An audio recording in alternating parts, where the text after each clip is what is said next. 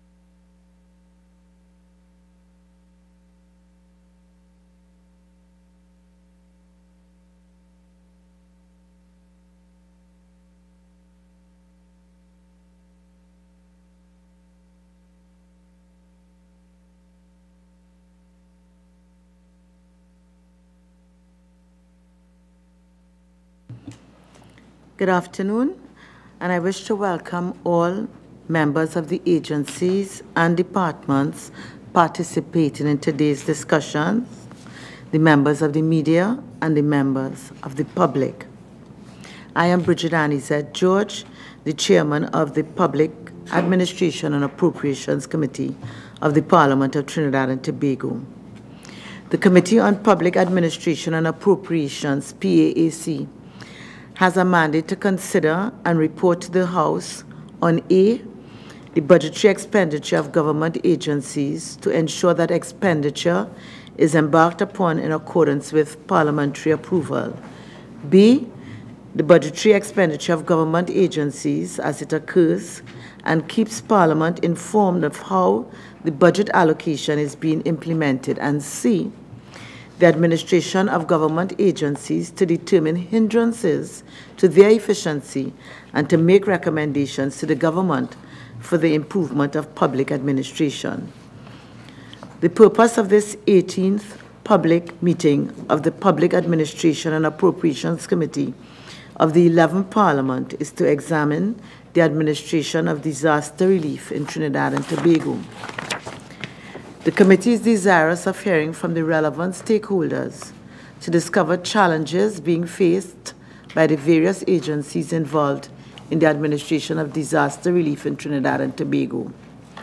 The committee hopes that the meeting will be fruitful and provide workable solutions to improve the administration of disaster relief.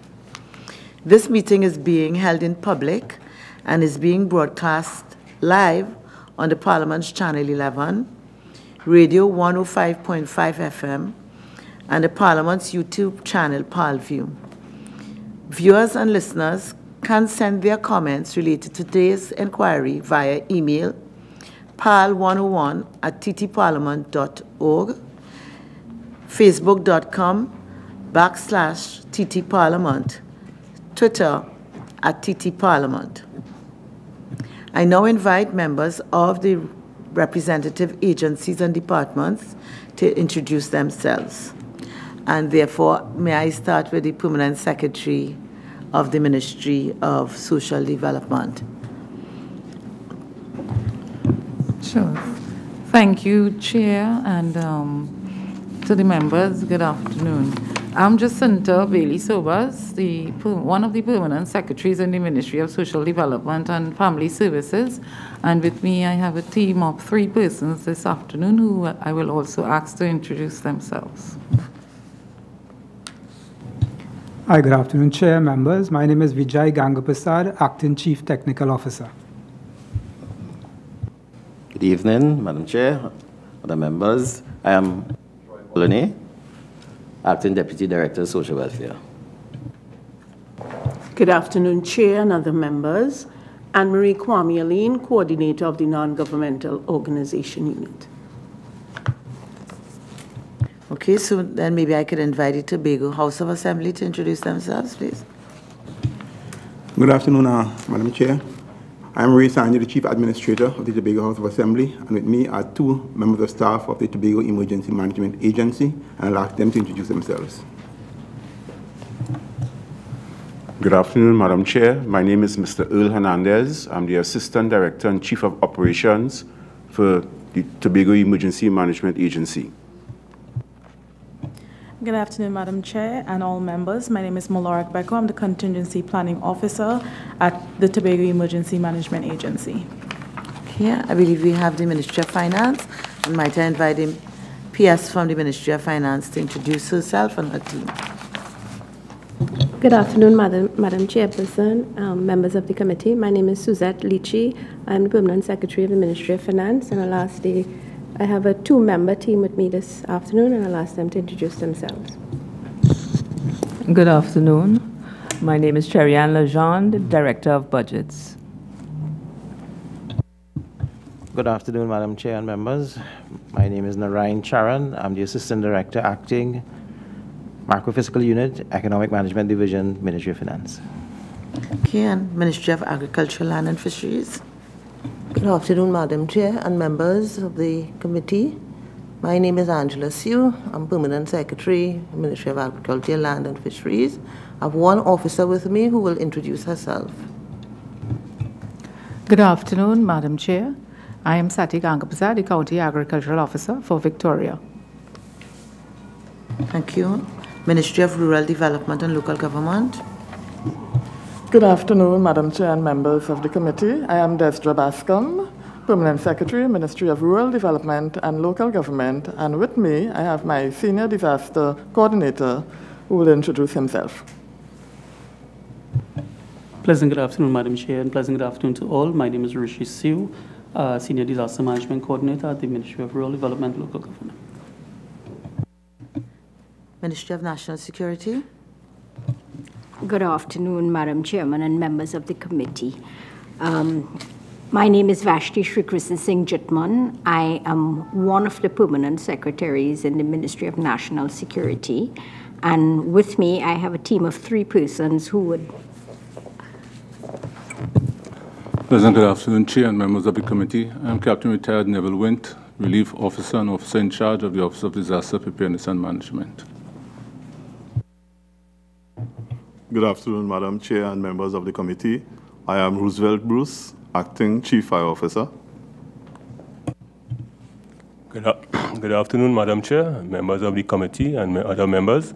I am Marlon Smith, Assistant Chief Fire Officer for the Northern Division Fire Service. Thank you very much.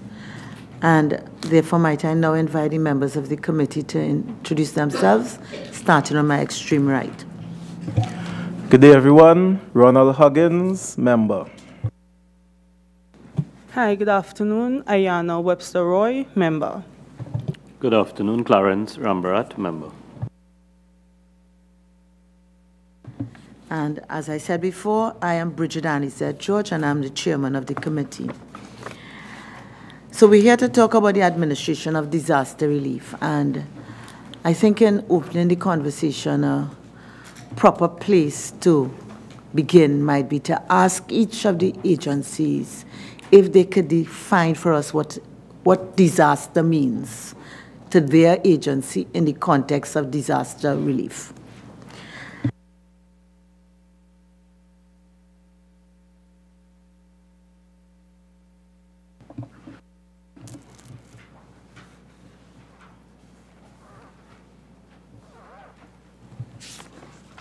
Chair, good afternoon. In determining disasters and what defines the ODPM operation, a disaster is a serious disruption of the functioning of a community or society involving widespread human, material, economic, or environmental losses and impact, which exceeds the ability of the affected community or society to cope using its own resources Against that definition, Madam Chair, it's how the ODPM addresses the issues of disaster management and relief. Okay. So that, would I be correct to say that for disaster, for ODPM, disaster is really a state of affairs and not an event? It's not an event because you can have an event which is not, basically does not create a widespread destruction to human material or even economic loss. So there's disasters, there are incidents, there are events, all defined and contribute to how a response is coordinated and managed from the Office of Disaster Preparedness and Management. So would I be correct in saying that a disaster for you is a state of affairs resulting from an event? That would be correct, Madam Chair. And just so that we could put it a little more in context as we have you here, what is an incident? An incident is the occurrence of an event, natural or man-made, caused that requires emergency response to protect life and property. For example, a terrorist attack, a bushfire, hazardous material spill, aircraft accident, earthquakes, hurricanes, even tropical storm, public health emergencies, and other occurrences, as I said, which require a response. So that's an incident. And what is an event? An event is a planned or unplanned activity in which emergency management system of Trinidad and Tobago and local government authority and all national response entities can manage the occurrence of that event. All right, so would all events be an incident? Or all incidents will be an event? All incidents will basically be an event. All incidents will be an event. Mm-hmm. All right, so an incident and an event is an occurrence. An occurrence. All right, a happening. A happening. As I said, the event is either planned, staging of any planned event, or unplanned, for example, the occurrence of an earthquake. Right. And what will make an incident an event would be the fact that it will require only a local or national response. And this, yes, ma'am. Right? And what then, therefore, will be an emergency? An emergency means the occurrence of an instance for which the determination of the Cabinet of the Republic of Trinidad and Tobago and subsequent recommendations to His Executive the President, assistance is needed to supplement national efforts and capabilities to save life, protect property, ensure that public safety and security, or avert the threat of a catastrophic incident in any part of Trinidad and Tobago. Okay. So just see if I have it right. So an incident is an occurrence. Mm-hmm.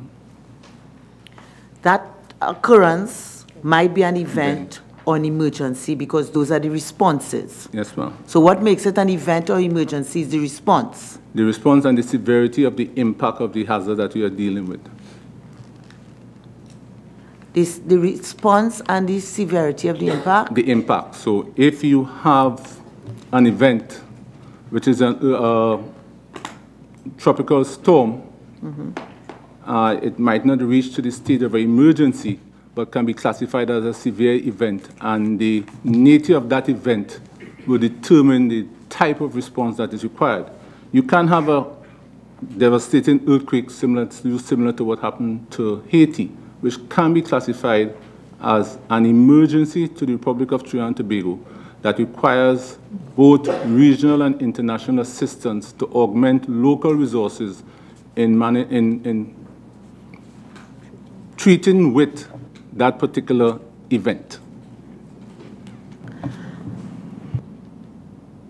Just correct me if I'm wrong.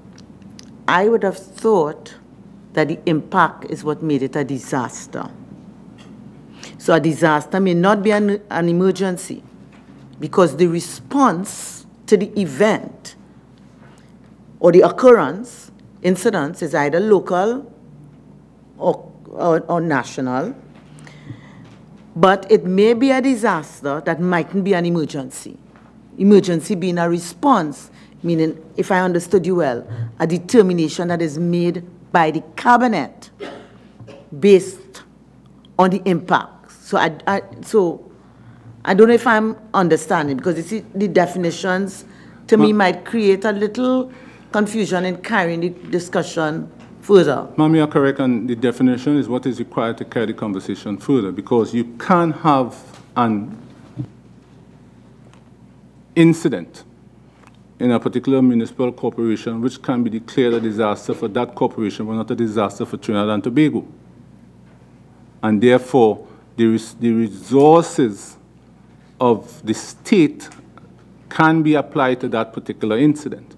So the definition is critical for us to understand how the National Response Framework and the response agencies and also the support agencies would respond to that particular incident, and how persons with what I consider gazetted authority will treat that incident based on the name of the organization.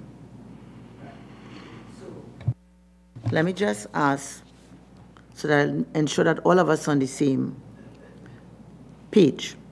For the Tobago House of Assembly, in terms of disaster relief, what do you understand to be a disaster? I concur with the definitions given by the ODPM expert there. The difference with the Tobago House of Assembly, and I'm kind of getting ahead of your question there, but the difference is that the TEMA, the organization in the THA that has the responsibility for responding to disasters, also has the capacity to treat with disasters. In other words, they're not just a coordinating agency. They do have some capacity to actually get involved and treat with disasters.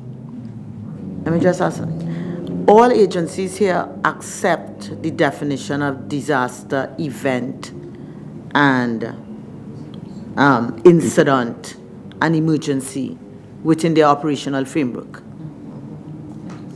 Yes, Mrs. Bailey. Yes, we do, but I just wanted to indicate that in the case of Ministry of Social Development and Family Services, we do have what we call critical incidents of the individual or family level. So, for example, a fire and so on.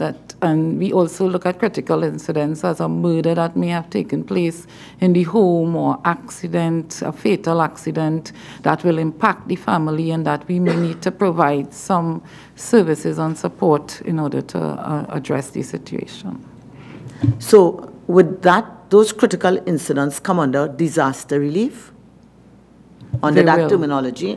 Well, we will provide support under that terminology to the family and to the individual.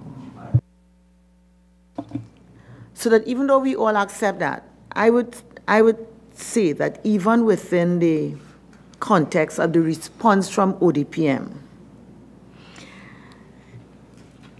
I see sometimes the wording of incident and disaster, based on the questions we've been asking you all, taking on a different context. So, for instance, if we look at your response to the question, what actions are taken by ODPM prior to the occurrence of a disaster? Right? Are we talking disaster here or incident? We answer the question as it relates to an incident, which can... Yeah. All right, so let me just ask you that just before. So that in your view, when last Trinidad and Tobago, or any community in Trinidad and Tobago, would have suffered a disaster?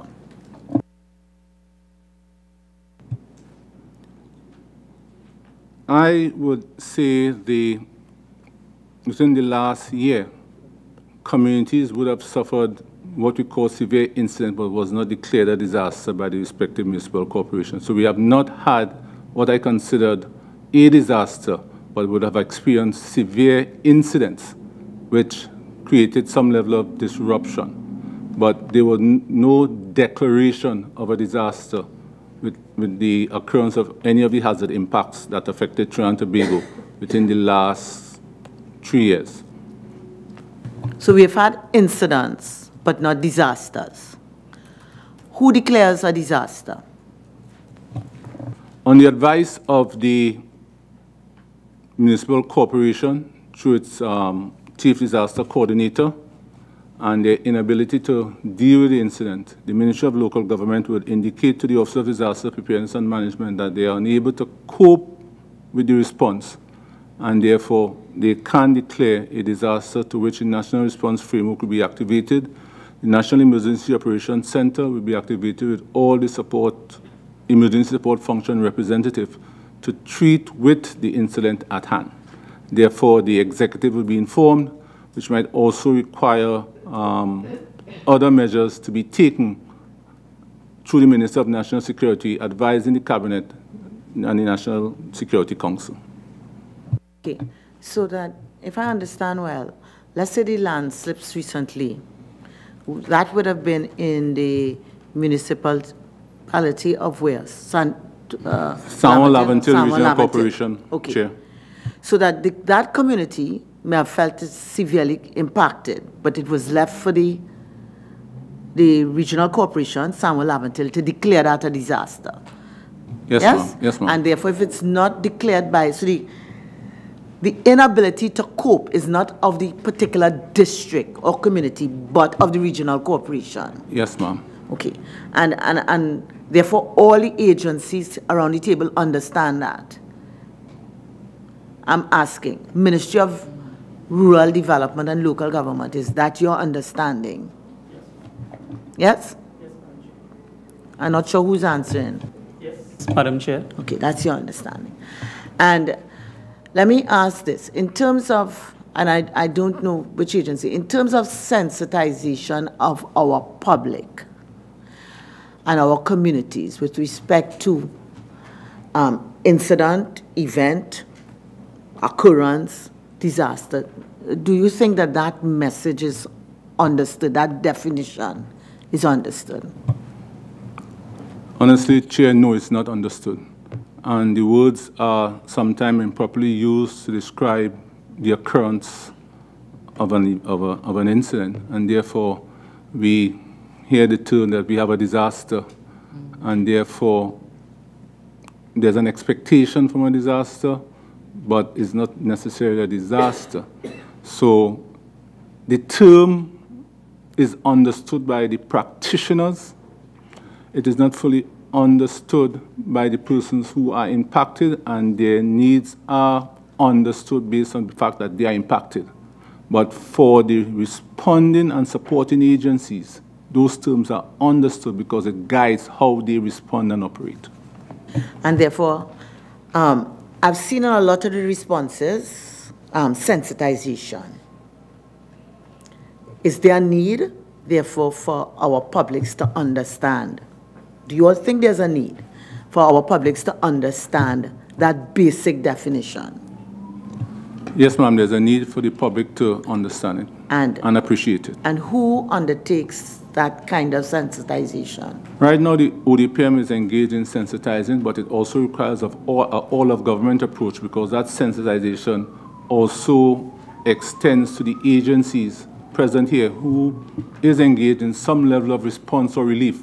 And therefore, the script should be by all entities and in a manner to which we have that all-of-government approach in sensitizing the public on exactly what those things mean to each of us. Okay, so when we say right now that is being done, we say as we speak, meaning currently? Currently, ma'am. And what is the form of this sensitization? The form of the sensitization is utilizing the media platform, social media, public engagements, ads, to which the public is advised. The PM utilizes the social media platform, Facebook, Twitter, even our web pages to sensitize the public. We have in the past engaged in a mass and massive public education campaign, which saw media going out into communities, educating them on issues of disaster risk reduction and disaster management.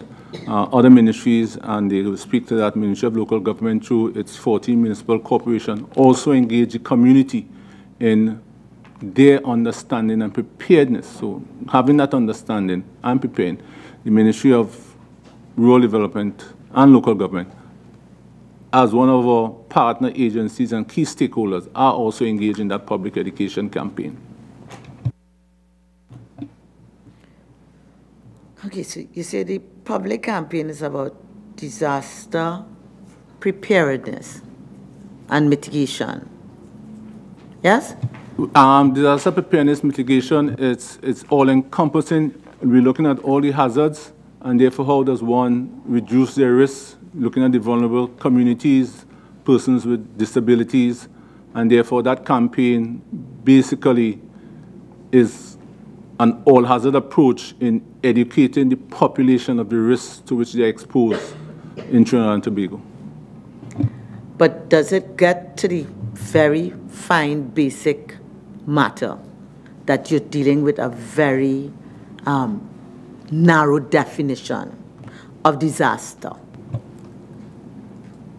I would say we have attempted to do that, ma'am. Has it reached all the population? Honestly, I am of the view that we might have reached almost 75% of the population. All right, so let me ask something. You say you've been doing sensitization. What are your measures, your yardsticks, your parameters of the effectiveness of your communication and the success? So that you said it's been done it in the past. How effective, what tools have you used to determine how effective it is to inform what you're saying you're currently doing? The tools we employ would be basically the amount of persons we have engaged from the community outreach going out to the various communities. That program was called Community Organized and Ready for Emergency Corps, which was a 5-part program between 2011 and 2017, where areas of issues of becoming flood smart, building better and safer construction, assisting the vulnerable communities and persons with special needs, and also the issue of building resilience and your understanding of your exposure. The success, we have been able to execute a substantive amount of hours with the private, public, and civil society. The amount of areas touched on a monthly basis has also increased over that time, and the response from the community that we have sent out officers to utilizing volunteers also indicate that the message has been received by those who were able to partake and those who were able to get the message, even through our postal initiative at times where we sent out information through TT Post in trying to get to all. And that was one of the initiatives we used in attempting to get all from one media, utilizing the TT Post network to deliver to almost every home in Trinidad and Tobago. And that particular project was the 72-hour protocol in which we try to educate the population that in the occurrence of any severe incident, you must be able to sustain yourself for at least 72 hours before any first responder or support entity can get to you. Okay, so what you're saying is one of your yardsticks is if, let's say, you have sent communication to 70% of the community. So you look at a community, you determine the number of households, you've delivered to 70%. As far as you are concerned, therefore you would have reached with your message 70%. Yes, ma'am. Okay. And not reach in terms of understanding the distinctions and the niceties that you've explained here. That understanding is then followed up by the walkabout through the community and also supported by the engagement of the Ministry of Local Government on their own program with those communities. Okay. When last you all had a walkabout through any specific community? If you could tell me when last and which community. I think the last walkabout would have been in early 2016, and that, I can't say the exact location, but that program has been sort of stymied based on funding and resources of the ODPM to maintain the program. Okay. Can I invite?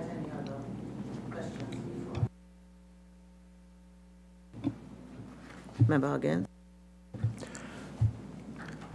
Good day. Just for clarity, because I was listening to the response there, and I believe a former colleague of yours would have listened to the terminology, because he said we haven't experienced a disaster over a particular period of time. There's been no disaster.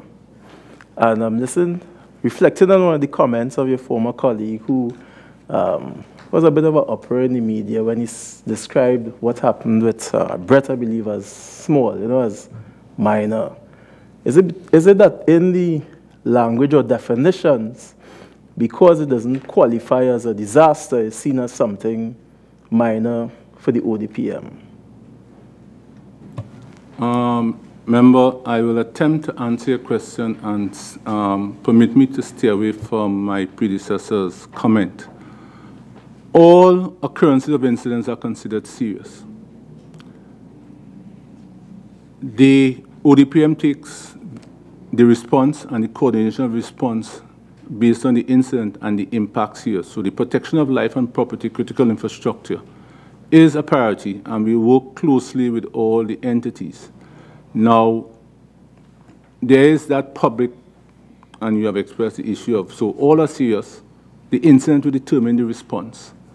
The incident will also determine the timing of the response. So, for instance, if you have flooding in a particular area where you have 4 or 5 feet of water, based on some of the agencies and their limited resources, that water has to subside before we can even attempt to bring resources in.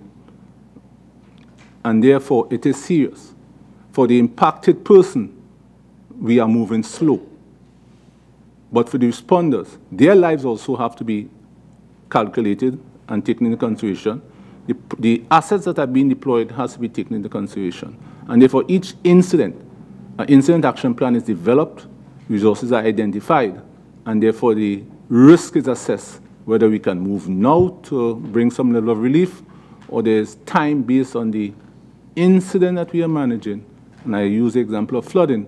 That water maybe need to subside for the drivers to see the side of the road, so the affected residents or burgesses can be attended to. So that's a close. All incidents are serious. All incidents are taken because it affects life and property, and the response is crafted based on the occurrence. I know there's always room for improvement, and I know you identified some of the activities you engage in terms of communication. Now, there's a particular expectation by the public of the ODPM.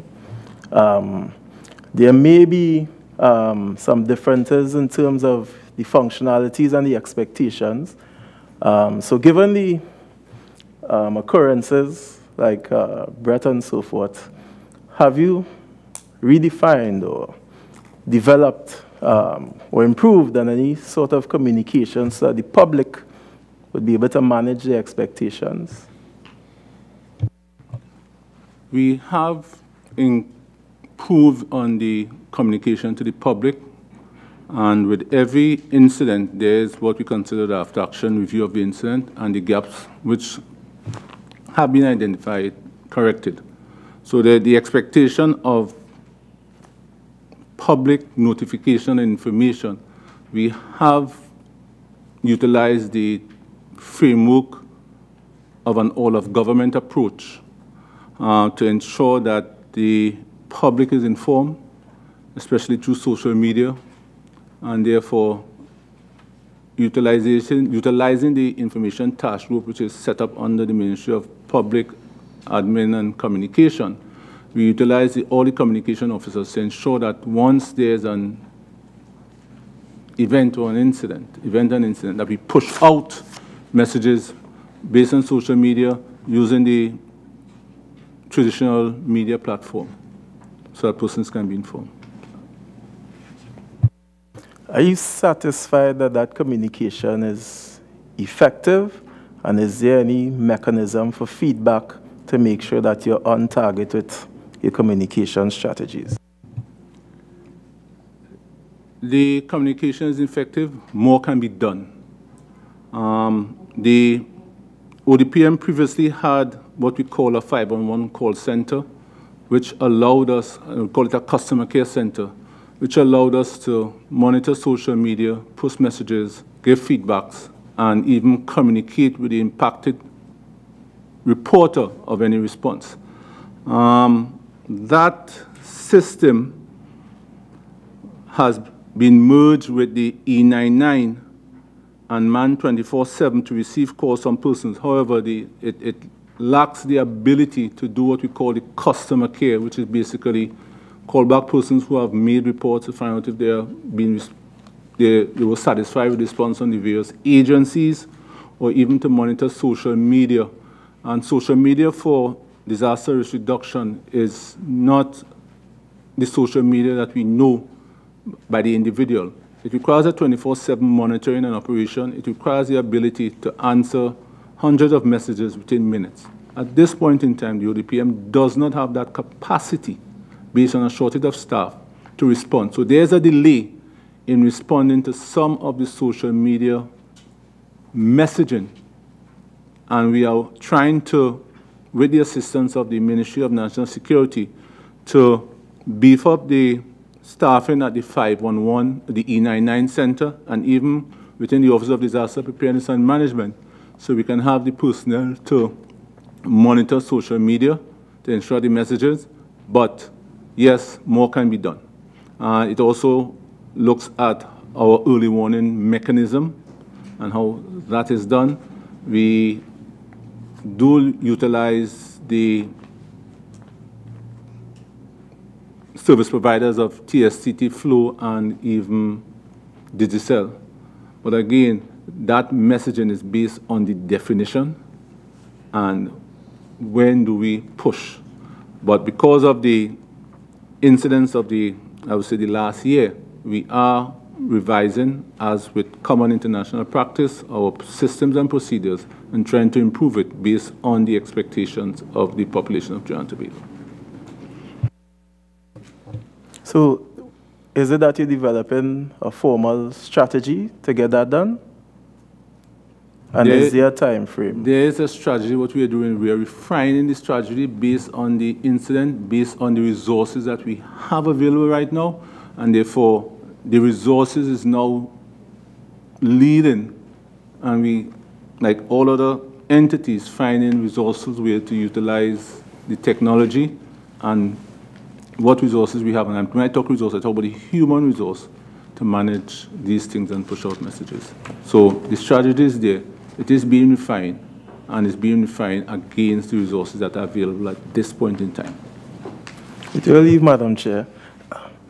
In times like these, when we talk of managing resources and scarce resources, these are the times where we need to be most innovative. In terms of, well, you spoke about the human resource aspect. Tell me about the ODPM app, and if the app is useful in any way in terms of that type of engagement with persons making reports. The ODPM app allows the public who have downloaded that app to get messages, bulletins, know where the nearest shelter is, their present location once their GPS location is on, the emergency contact numbers for the 40 municipal corporations and the Tobago House of Assembly, other first responders. The app, again, has suffered because of the fact that we do not have all the resources to man the app. That app also needs a 24/7. And therefore, from the moving of the 511 into E99 and the reduction of staff, which was there to man that, also impacted on the ability of the ODPM to real-time push messages and monitor messages. And therefore, with one officer in the unit that what I consider public education and unit, it is a bit difficult. And therefore, even at the resources of the E99, the merger of that also places an additional burden on them, both to manage the E99 system and the 511 system, even to the point of surge capacity, because you can have a normal day now, and in a twinkle of an eye, you have a severe incident where you have 500 persons calling to report anything.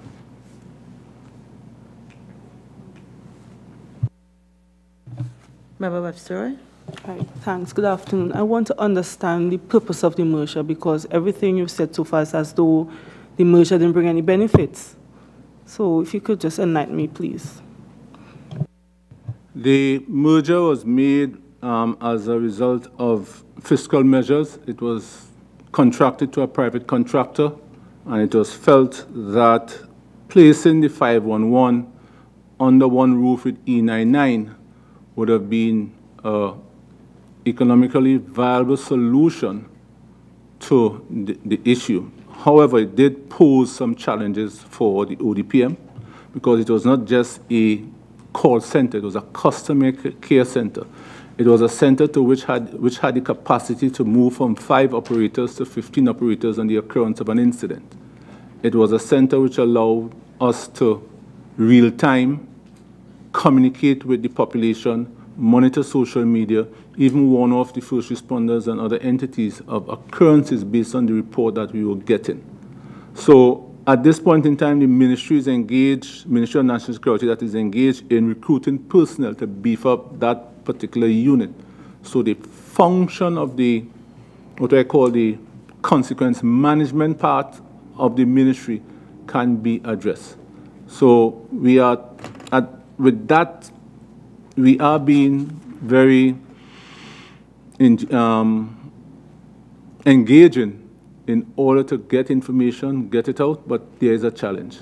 And I'm hoping within this fiscal year that challenge could be overcome so the expectations can be met. How does it compare with the Tobago experience? Because I'm sure TIMA would have its challenges, but as a Tobagonian and somebody who would have benefited from the services of 211 and all of that, I could say, and I could probably say that the service is quite efficient.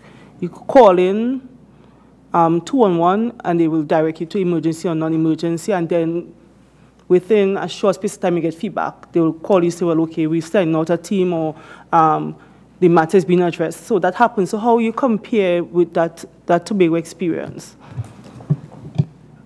We at one time was able to do that, ma'am. But as I said, with the merger and the inability to maintain that expectation, the response is not delayed. However, the Ministry of Local Government, having identified that we were having issues, they last year launched their hotline contact information to which burgesses can now contact because of the fact that there was a gap. They identified the gap because they also have that responsibility for the response. And therefore, each municipal corporation now has a hotline to which the burgesses can make those calls. Based on the severity of the impact, if the impacted municipal corporation needs further assistance, the mechanism is there for the Chief Disaster Management Coordinator to contact the ODPM, or sometimes some of the entities directly, so that assistance could be had. So yes, we have a problem, but the gap has been identified and filled to one level, but we are still making strides to improve what was presently there in order to support the National Response Framework of Trinidad and Tobago. In the discourse before, you noted your public outreach and your sensitization efforts. Do you have any strategies in place that target primarily children to help our nation's children to be aware and alert, so be better able to respond in times of disaster, or if there's an incident or event or whatever? Yes, member, from the ODPM perspective, yes, we have been working with the Ministry of Education, going into the schools, doing our public education program. We have even engaged some of the teachers in order to prepare them to even deliver the public education and sensitization to the school children understanding that that foundation, being the school child, can be influential in the home. So we have targeted the school. We work closely with the Ministry of Education, and we will continue to do that once the resources are available to continue to engage them. Mr. Winterman, let me just ask, in terms of the schools, what level of schools you all target?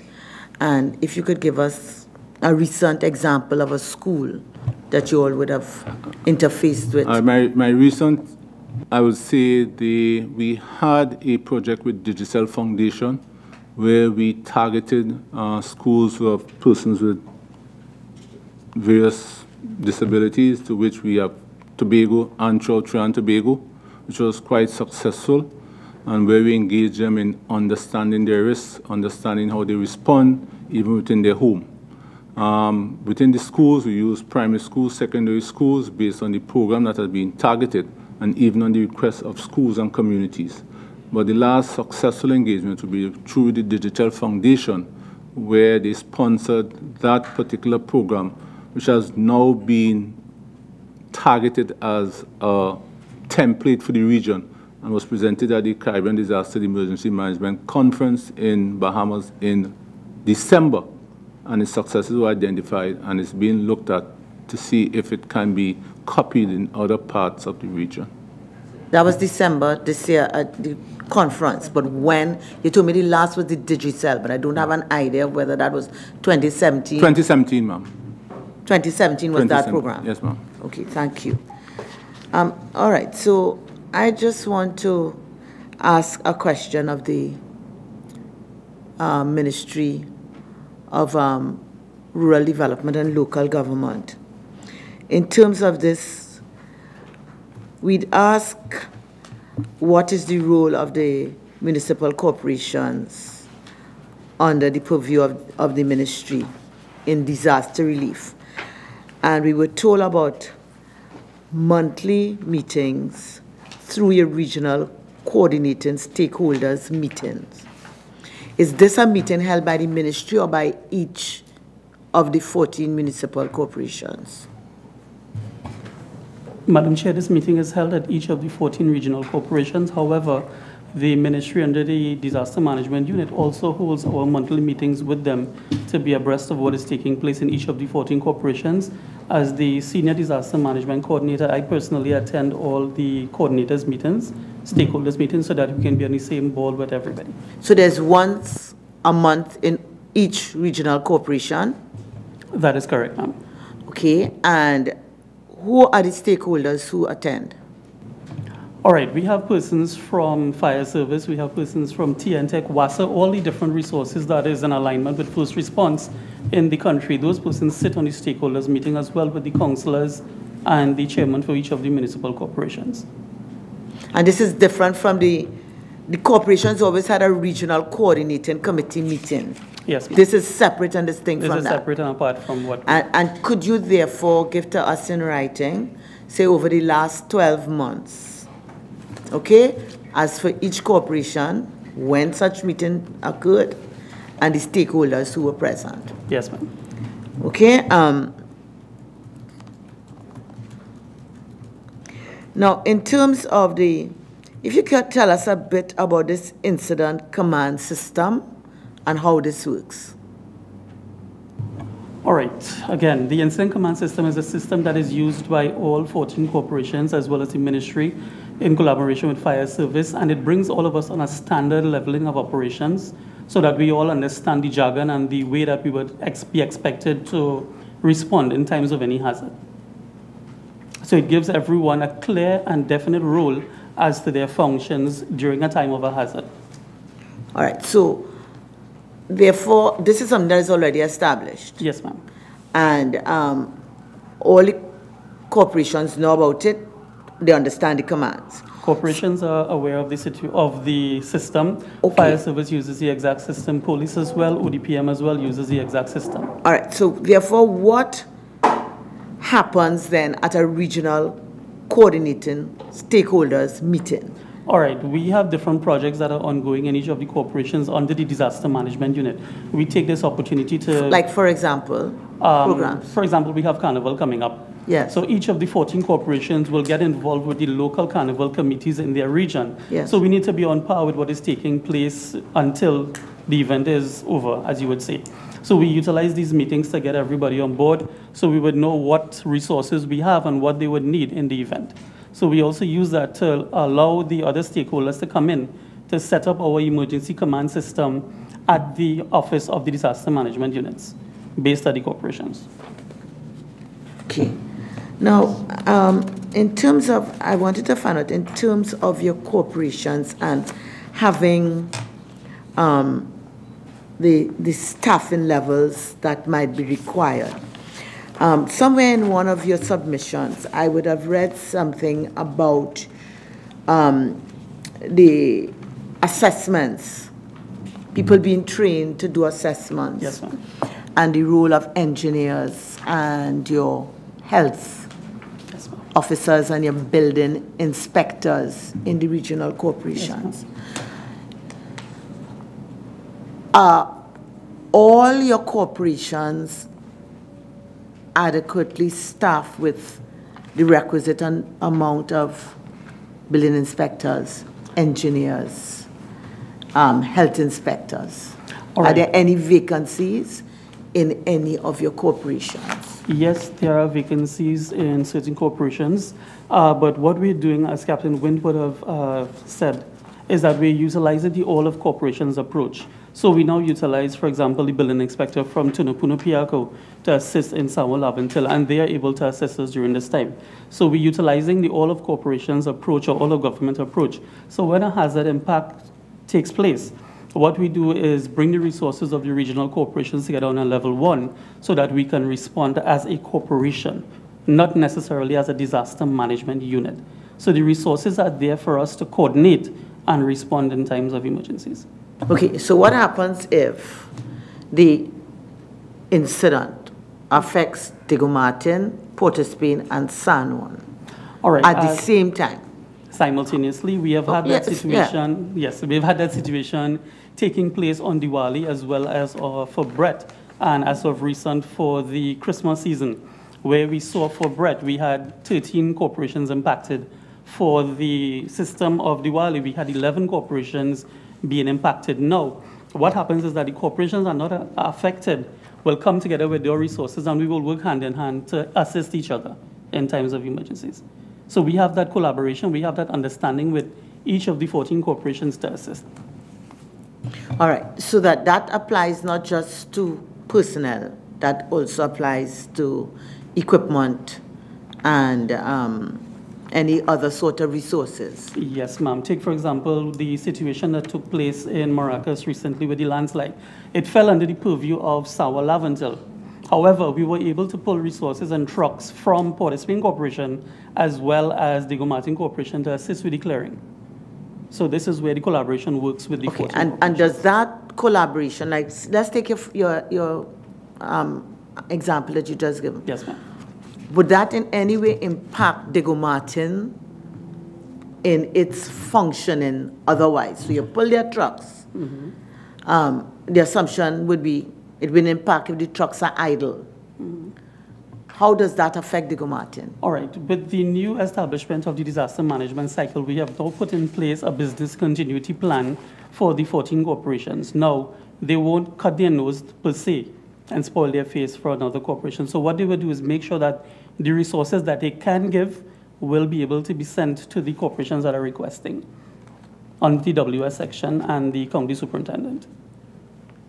Okay, so let me ask, would each corporation, or let me put it this way, the equipment that a corporation may have, let's use, for example, Diego Martin, let's say trucks, let's say cesspool trucks, or let's say excavators, anything.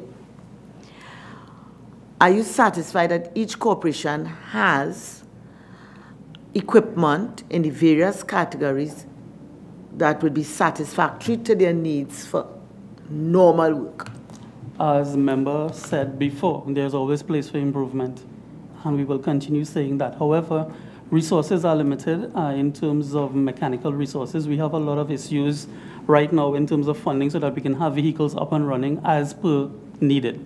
all right? But the resources are there. For example, Digomated needs backup, they will call on SAWA, they would contact us here at the ministry, and we will get the resources from other areas to assist. Thank you. Now, in terms, if you could just explain to us what a disaster cycle looks like. All right. What's involved in the disaster cycle? In the past, the disaster cycle would have started with the impact. So you have the impact, boom, everything goes up in smoke or whatever the case may be. And then you would start the cycle there with the response and the recovery, and then you go back into preparedness and you go back into mitigation again. However, with the new scheme of things, we have now started the cycle from the preparedness and the mitigation standpoint. So we're no longer waiting, let's say, being reactive, it's now being proactive. So we're starting the cycle on the mitigation part and the preparedness part, so the impact would not be as drastic, if for want of a better word, when it happens. So what determines what you're preparing for in any corporation? Again, each of the 14 corporations have their disaster management plan, and each one of the regions are different. So for example, Pinaldebe flooding, Barrackpore flooding, Maracas landslides. We don't see any flooding in Maracas area coming down that way unless it's into Maraval. So each of them, as we would say, has a culture of disasters that will take place. So the disaster management units in their plans have now identified flood-prone areas in each of the 14 corporations and the resources. So for example, if we know something is going to take place during the rainy season in Blanchisseuse, equipments and materials are pre-positioned at the newly established sub-office in Blanchisseuse to assist with the response. So we don't have to worry about cleaning from outside going in. We now have equipments inside as well as outside, so we have both sides being tackled. And your disaster preparedness plans, how often are those prepared or updated? Disaster management plans for the 14 corporations are done on an annual basis. I recently collected all 14 disaster management plans last week, and I am now going through them to make sure that everything is in accordance. We have county superintendents being changed, we have CEOs being changed. Each of the plans has to be modified on a yearly basis so that it reflects these changes in each of the corporation. Thank you. Member Rambara. Thank you, Madam Chair. Captain Wint, I just want to go back to the opening question from Senator Huggins, which you said you don't want any part of. I just want to go back to it. Because I think it's important that we understand the context in which Dave Williams may have said what he was quoted as saying. And a lot of what I listened to, based on the questions asked by the chairman. For me personally, I'm really not caught up in the definitions of disaster and incidents and all of that. And my own view is that maybe the PM is too caught up with the definitions and not with the work that it is supposed to do. And I'm on public record in relation to my views on the ODPM. What Dave Williams was quoted as saying was, you see this as a big thing. For us, this is a small thing. And that is fair enough, because my own view of the design of disaster management and the context of which, let me just give you the context. I come from the east coast of Trinidad. I grew up understanding that we would continuously have problems because along the east coast, we have 17 miles of coast. We have a river to cross to get from Mayaro to Sangre Grande. To get from Rio Claro to Princestown, we have a river to cross. To get through Tabaquite, we have a river to cross. We have coconut trees lining the East Coast roadways. We have teak, pine, mahogany lining all the other roads. So I grew up knowing about incidents and disaster management. But in 2014, November 2014, we had severe flooding on the East Coast. And the cutoff of that critical link between Manzanilla and Mayaro, for which nobody appeared prepared. In 2016, we had a private developer letting out hundreds of thousands of gallons of water from a pond that flooded an area called Radix Road, damaging and in many cases destroying close to 50 houses. Mr. Ganga Prasad is there. He's followed all of these with me. And in the context of some comments I made recently about public servants, he's an outstanding public servant. Let me just take the opportunity to say that. And there are many like him in the public service. We just need more like that. Let me continue. In 2017, as minister, I was out for Brett, long before Brett came. I even got into trouble with the Met Office for advising about Brett 4 days before it happened. And in the Diwali period last year, I was also out. You see, for a householder, a family with 2 children, or a dog, mattress, wooden chest or drawers, 4 feet of water is a disaster.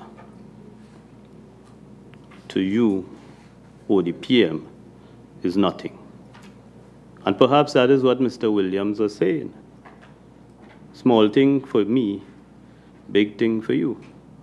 And perhaps that is the problem with the ODPM, that there's absolutely no clarity on the role. Even your mission statement talks about disaster risk management and climate change adaptation. That is news to me, and I'm sure it might be news to you. I never knew ODPM having a role in climate change adaptation. Yeah. Even your Facebook page demonstrates that there's an absolute lack of clarity in your role. So without going into the definitions, could you assist me in understanding what is the role of the ODPM in relation to these floods that we've been having and will continue to have in the country? Member, thanks for the question. The Office of Disaster Preparedness and Management is the country's strategic risk reduction coordinating entity. And therefore, in relation to the series of floodings that we have had, the role of the ODPM, based on its mandate, is to engage all the stakeholders in order to develop mitigation plans and to respond to hazards that have been identified. The ODPM doesn't have the resources to clean drains. We could identify that drains need cleaning. We could identify rivers need cleaning. We could identify with the resources of Met Office where hillside has been severely burned, and if, with the assistance of Ministry of Agriculture, determine if those areas would be susceptible to flooding based on the runoff. So the role, as it relates to your question on flooding and the prevention of flooding, is basically to identify what is needed, how these agencies can mitigate the impact of flooding, and advocate for those mitigation actions to take place. On the occurrence of a flood, that's a different role that the ODPM comes in as it relates to coordinating the response of the entities, coordinating the distribution of relief through the various support entities, and therefore ensure that there is a systematic approach to dealing with it. So that's where we see ourselves, and that's the functions that we perform as the strategic coordinating agency, working closely with the Ministry of Rural Development and Local Government to bring that needed relief to the affected bridges. But I am not seeing that. I'm not seeing that happening on the ground. I mean, it may be happening in on the PowerPoint presentations in the ODPM, but I am not seeing that happening on the ground. What I've seen the regional corporations getting more and more organized in terms of their disaster management units. I'm seeing that, and better coordination. Seeing the Ministry of Works getting more and more involved. And, you know, I am not seeing the ODPM. I'm not seeing this function that you say you perform being performed. Member, by your own comments, the activities that you see taking place on the ground is as a result of the interagency collaborative framework and coordination to which the ODPM is engaging. So having local government on the ground, having the Defense Force, having Ministry of Works, Ministry of Health, CPEP, all these entities are placed on some level of activation notice, either on the early warning system that we have, and therefore, because of the three-tier response level of Trinidad and Tobago, to which the local government and its 40 municipalities, and by extension the Tobago House of Assembly, have that responsibility for the first response of an incident. The severity of the incident, whether it be level 1, 2, or 3, based on the National Response Framework, will determine what are the resources that needs to be had, which is outside the remit of the local government entity to coordinate. So the mobilization of the Defense Force is not at the local government level.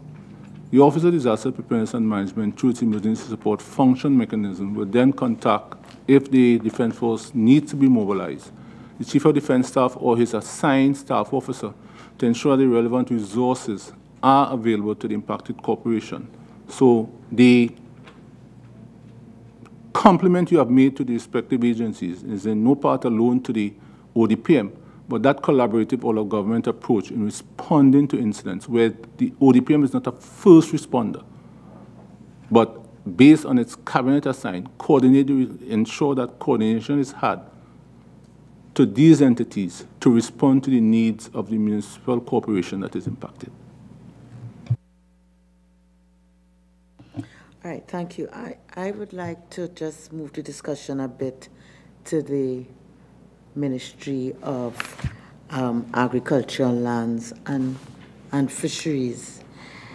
And in the submission, the ministry would have pointed to the fact that there's an overall policy to assist farmers and fisherfolk after a flood or a natural disaster, and that it's based on assistance and not on full compensation for losses, and would have indicated that there is a policy for flooding and natural disasters. So I'd like if the ministry or the PS in the ministry could give us some insight, explanation about this policy on flooding and natural disasters.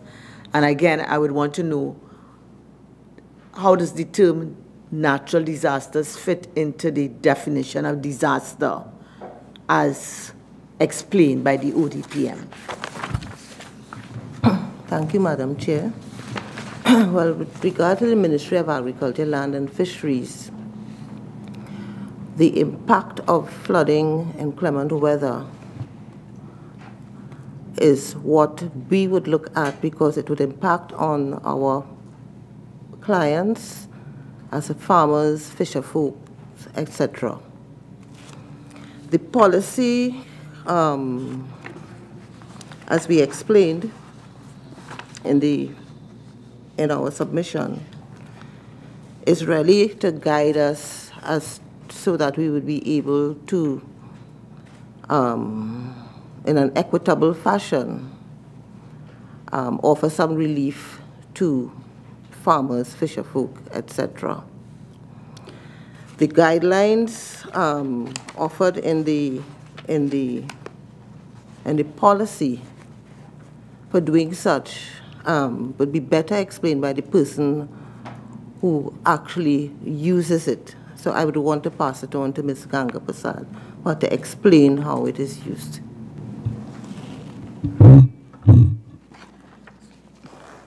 Madam Chair, According to the policy, and it's the policy, to quote the policy, is the Cabinet Minute 1594 of 213-0606. I would like to deal with the eligibility criterion, the primary eligibility criterion first. The applicant must be a registered farmer. According to our farmer registration program, the criteria for registering as a farmer: more than 18 years old, the person must be a citizen or a resident and must show some form of tenure to the land that is being cultivated. What happens when, in terms of the definition of disaster, I can't recall that the Ministry of Agriculture would have defined disaster in any papers per se, and it's really, we deal with flooding especially, and as it impacts on farmers. Due to severe weather conditions, so for example, over the last year, it would have been flooding associated with Tropical Storm Brett, the flooding associated with the ITCZ around the Diwali period, and to a lesser extent, the Christmas floods of last year. In terms of the, should I go into the process in terms of what happens? Yeah. It's you must be registered. Registered as a farmer. So let me ask, how many registered farmers would you have in the ministry, in your records of the ministry? In the records of the ministry, it's approximately about 38,900 registered farmers. We have about nearly equitable numbers in the regional administrations, north and south. So in south, we have about 18,900 registered farmers. So for example, I am in Victoria. We have 9,900 registered farmers and counting. Normally, we anticipate that we will get about 400 to 500 claims, depending on the severity of the incident, per region. So for example, if I may... excuse me, would that be per year? Maybe on an event basis. So for example, can I quote for Brett, for example? So for regional administration south, for Brett, we had a total of 230 claims across the region, and the region is comprised of 4 agricultural counties: St. Patrick East, Nariva Mayaro, St. Patrick West, and Victoria. The claims would have come up to the value of $2,261,741.51. For Regional Administration North, again, 4 agricultural counties: St. George West, St. George East, St. Andrew, St. David, and Caroni. There were 534 claims, and the value of the losses in that instance would have been $13,927,071.63. Generally, trends will show over the years that the Regional Administration North will receive more claims than Regional Administration South. The value too will correspond to a greater amount. What happens when a flooding incident occurs? So for example, for Brett and for the Diwali floods, I will just go through the process that we went through. When the flood occurs, the policy says that the farmer must submit the claim within 7 working days. We have a little bit of flexibility in terms of that, because we noticed in Brett and the Diwali flooding too that farmers in some areas could not exit from their areas to come into the county office. The process is that the farmer will come to the county office to submit the claim, and we have an example of a claim form here and what is required. So for example, the claim form will have the biodata, so the farmer's name, his address, the holding address, the area affected in terms of the hectares, that kind of information. You will have the crop, he will submit the actual crop. He will also submit the stage of maturity. The office will, within that period of submission then, say for example it was 10 days, the office will collate all of the claims, and the supervisor within the system will distribute to the flood, what we call our flood investigating teams. And to ensure transparency of the process, two members will comprise the team. Each county has either 6 or 7 agricultural districts. So in Victoria, we have 7 agricultural districts, and what you will find is the district officer, say for example, Maruga, will form part of the team for the Maruga floods. And another district officer from another district officer from within the county or outside of the county, depending on the staffing situation, will go and visit the farmer to verify the claim. That information is also part of the other part of the claim process, and the officer again will verify the crop, the area, and the stage of maturity. This information is then inputted into what we call the Agricultural Development Bank Cost of Production Calculator. So the figures are automatically generated for further processing into these figures, and I will give you an example of the kinds of figures that are generated. Just 1 minute, please. Ganga Prasad, just 1 minute. So there's a sort of scientific It is method. a scientific disaster assistance model. Okay. It was done, we call it the UE model for short. It was done by Dr. Pemberton of the University of the West Indies in collaboration with Ministry of Agriculture's committee. But once you get a claim from a registered farmer, yes, and you verify the claim, you apply your model. Yeah, apply first. Yes. The cost of production data from the Agricultural Development Bank calculator. Originally, the model had called for things like county averages and the farmer average, farmer yield, etc. But because we could not, at that point in time, to apply the model, we could not per county actually get verified figures. We used a standard figure across the country with the ADB cost of production. When, for example, if you have bodi as a commodity, the officer will indicate on his part of the process, he will indicate where the variety, whether the plot was irrigated or non-irrigated, the month or the year that it was planted, and the area damaged, and of course the stage of maturity, as I said before. This is now... Yeah, but just 1 minute. So basically, once you have certain inputs, yes, that are verified, you apply this scientific method and you come up with a figure. With the figure. That would be paid. That would be paid. And we use a 75% compensation as recommended by the model.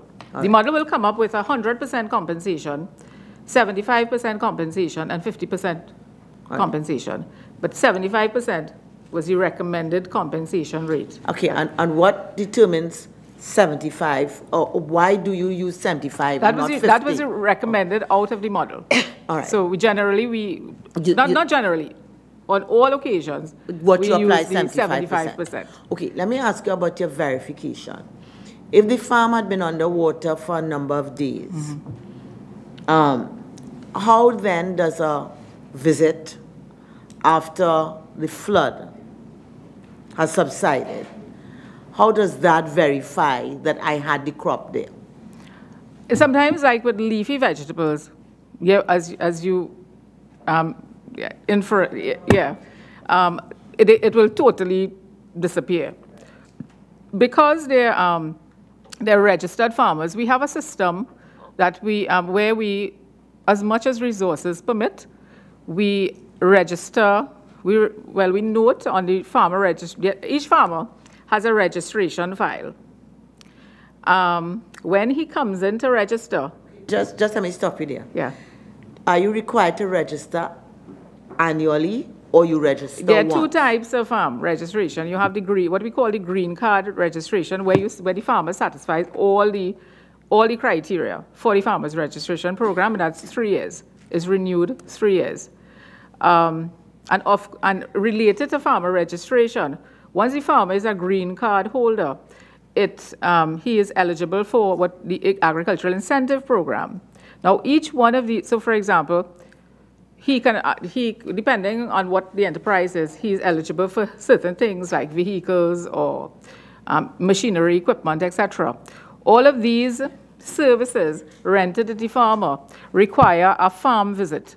So at the farm visit, the records will be placed again on a form. So we can refer to that. But because of our callback, we just don't have the resources to do the callback. If the records were recent enough, we can refer to that. But more often than not, the officers, because they're going through their districts, they may more than likely have an idea in terms of the cultivation. But generally, you will find that there will be some little bit of evidence that a crop would have been there. So for example, things like tomato, melon, etc., pumpkin, you will have remainders of the crop being there.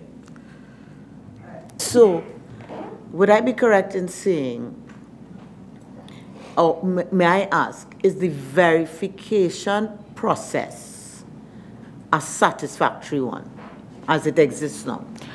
As in anything, there's room for improvement, and it will be ideal if we can have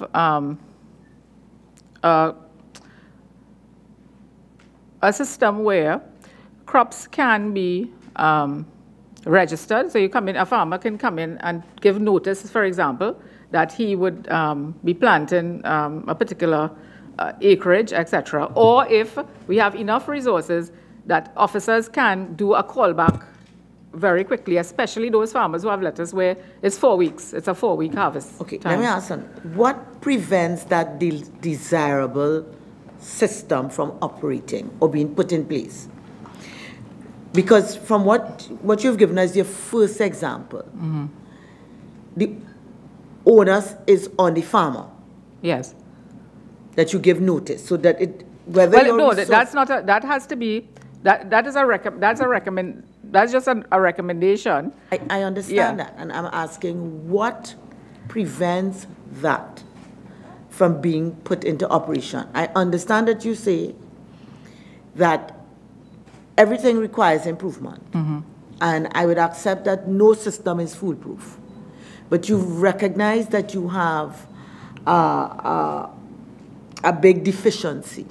You have an option that might be perfect, but might be a bit of improvement. What prevents your first option from being implemented? We would have made that recommendations, that particular recommendation, a few years ago, because it has to be something that is nationally implemented, and it never came to fruition.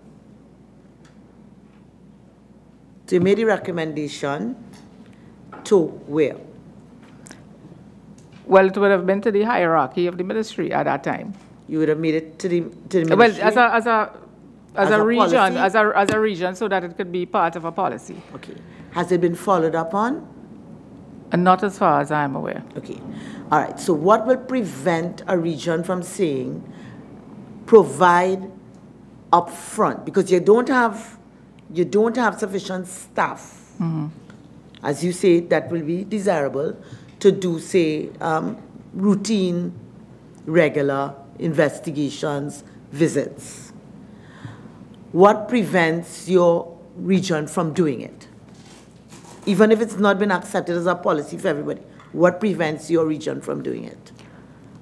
It would be seen as, if it is one particular area of the country does it, it would seem to be an unfair system or an inequitable system. So it has to be done nationally, or even as a pilot project, for example.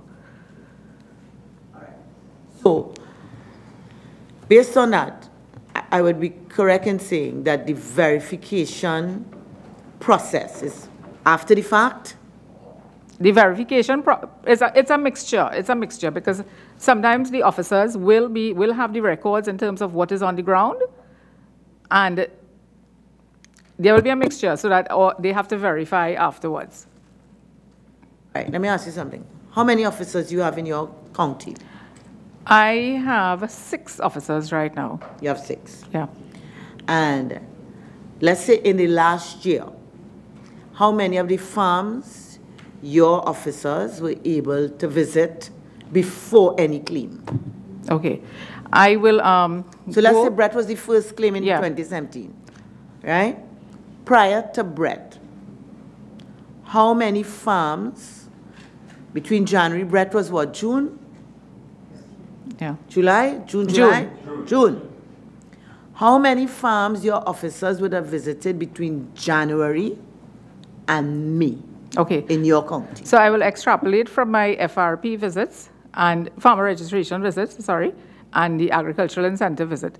We had 1,100 incentive applications for the year, and we had about 900 registration applications for the year, which makes it approximately 2,000. If I'm just extrapolating the data, if it's 2,000 half of the year, it may be for sure that we would have visited 1,000 farms.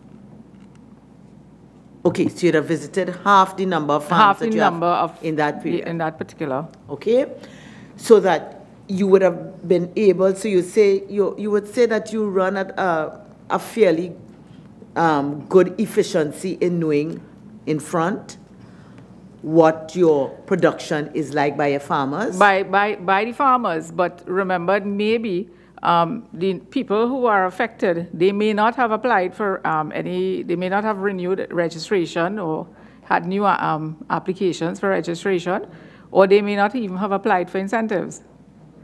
So what we do too is, whilst an officer is going into the area to do agricultural incentives, he is required to at least visit and talk with the farmers in that particular area. So we cover a little more ground in that way. What we also do, because we are so severely short-staffed, we put a system in place where a group of officers will go into a particular area, a particular district, and work in that district, for example, 2 weeks, and they will cover more farms. So are you telling me then that you're fairly satisfied that you have a process of verifying the farms in production in your county, what crops they have, and at any given time, the majority of the crops? At any given time, the majority of fairly satisfied. You're fairly satisfied. Okay? All right, so thank you.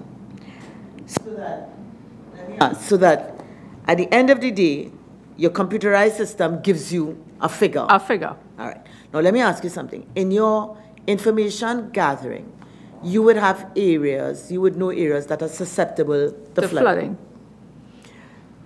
Does your agency, therefore, having satisfied a claim, let's say Brett, and you satisfied a claim with a particular farmers, would those farmers qualify again within the same year for another claim, the Christmas floods or the ITZ? They qualified for the Diwali floods.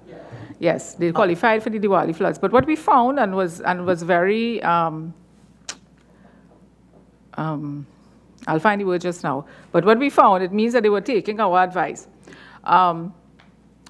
Extension officers would have been telling the farmers that, listen, you need to plant on higher areas in the event that higher areas the farmers had higher areas. What we found in the Debe district, for example, and the records will show that whilst Debe experienced a lot of floods in the Diwali in the Diwali period, there was significantly less damage recorded in that period, because where farmers had higher areas on which to plant, they didn't go back to the what we call the flood-prone area. They went back on the higher parts of the. So we found that very encouraging. Yeah, but that is voluntary. That's a voluntary. So what I'm saying is, would you repeatedly settle a claim from a particular farmer who is in an area that is identified as a flood-prone area? When the policy on flooding would have been done, there was supposed to be accompanied to that an approved list of flood-prone areas. That would not have accompanied the policy. But we have historically areas where we have been getting claims for over the, say for example, over the past 5 years. So we know what the flood-prone areas are, but in terms of an official document accompanying the policy saying these are the flood-prone areas, we don't have that. So you find that there are instances where farmers will get paid, say for example, if they brought 40 Diwali floods. So that even though your historical data shows that this area would be susceptible to flooding, as a farmer, I could continue to plant there, make a claim every time I'm flooded, and 75% of my claim, as verified by whatever process, will be paid. So that in 5 years, if I'm flooded out 25 times, I can be paid. In terms of, can I give an example? So for example... no, just answer that. Because that's the only conclusion I could come from what you're saying. Yes. Yes. So that there's really no incentive for me as a farmer to move.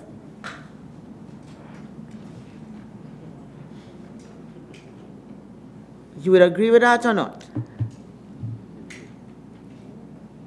Well, it depends on where the farmer has the land also to cultivate. Well, we're talking about I'm in a flood-prone area, Yes. so there's no incentive for me to move. And in fact, there really is no real concrete evidence that I've had this amount of body because it went away with the flood, or it had this state of maturity. Agree or not? To me, all I've heard seems to be based on a lot of, and I mean no disrespect to you, please. That's the system you have to work with. But a lot of it seems to be based on guesstimates. I might be wrong, but that's what it appears to me. We tried to visit 3 days after the. Yeah, but you already told me, and you gave me the example of that. We understand the constraints, and that's what I'm saying. There's no disrespect to you at all. We just want to understand the system as it works, right? You have no control over the weather. According to you check meteorological data. So yes, it's a fact there was a lot of rain. There's a fact that this area was underwater. It's a fact that the farmer couldn't come out for 7 days, right? So that he couldn't come out to you until the water was has subsided. But there's a fact that there's nowhere registered that I really had 10 acres under production. I have 10 acres of land. But other than my saying I had 10 acres of land in Bodie, there's no real way of verifying that. Is that so or not? What we ask farmers to do is also take photographs, for example, when we can't go into the area, because we anticipate that there will be problems like that, so that at least we have some kind of evidence. Right. Because when the officers, so for example, I had an incident recently in Barrackpore that I had to deal with, and there was no evidence of the crop, and we couldn't pay the farmer. You're saying with my claim, I'm required to provide as much as I can some evidence to support my claim. Yes. Okay. I think for me that brings a little level of satisfaction. And in addition to the photographs, the farmers will generally keep their, well, some rudimentary form of records, not in the form of actually putting it on a book or something, but they will have their bills in terms of what would have been used, etc. So if they had a crop of tomato, they would have maybe the purchase of the seedlings or the seeds and fertilizer, etc. Okay. So we look for all of those types of evidence depending on the situation. Even another claim in Barco with a particular farmer that we are accustomed to, when the team were visited, they realized that even though the pumpkin was underwater for maybe it was 2 to 3 days with Brett, was it Brett? With Brett. The evidence showed that the pumpkin really was affected by a disease, as opposed to even though it was affected by water. So we denied the claim. Right, thanks. Hence the reason for sending technical people out there. They could discern things out there that the layman wouldn't be able to. Thank you. Now, let me ask one other thing. In terms of your allocation under this head, for fiscal 2017-2018, I think you got $2 million as the allocation. I don't know what you received. How much of that at this stage is committed to claims? Do you have an idea? Either paid or claims that have been settled? I think PS would I think PS has that information.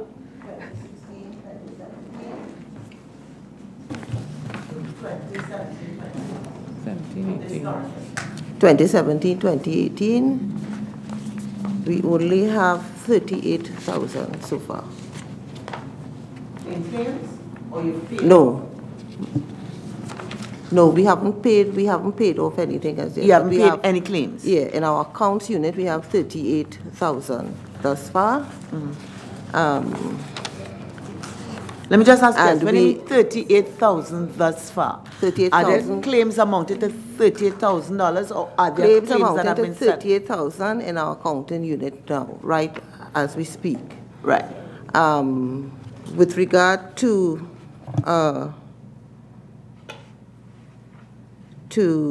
the Diwali,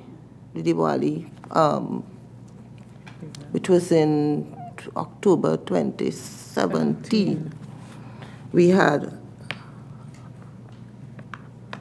Brett, we had 12 million, right? Just now. No, Brett would be last fiscal, not so? Last fiscal. Oh, 12 so million. we're talking this fiscal. Right, 12 million in Brett, which we would have recovered by IDA in this fiscal, right? 2017, we have the $38,000 thus far, and we are in the process of dealing with the Diwali 2017, which we have to pay, we want to pay in the next 2 weeks. Right, so that will amount to about $2 million, 1.2 in the regional north, and around 8 in the regional south. So is your allocation in just settling Diwali would be exhausted? Yeah, it will be exhausted. All right. So what happens? Do you have claims made against Christmas floods? Well, right now we are working on that. We are working on the claims. We haven't completed that as yet on the Christmas floods. All right. So we are going to be out of funding. You're going to be out of funding? Yeah. So what happens then? Well, actually, we will either via funds from other areas, similar to what we have done in the past, or we may seek the assistance of the Ministry of Finance. Right. Now, in some instances, like in the case of Brett and the case of the Diwali floods, Cabinet had approved certain sums. So for Brett, it was 30 million, and for Diwali, it was 35 million.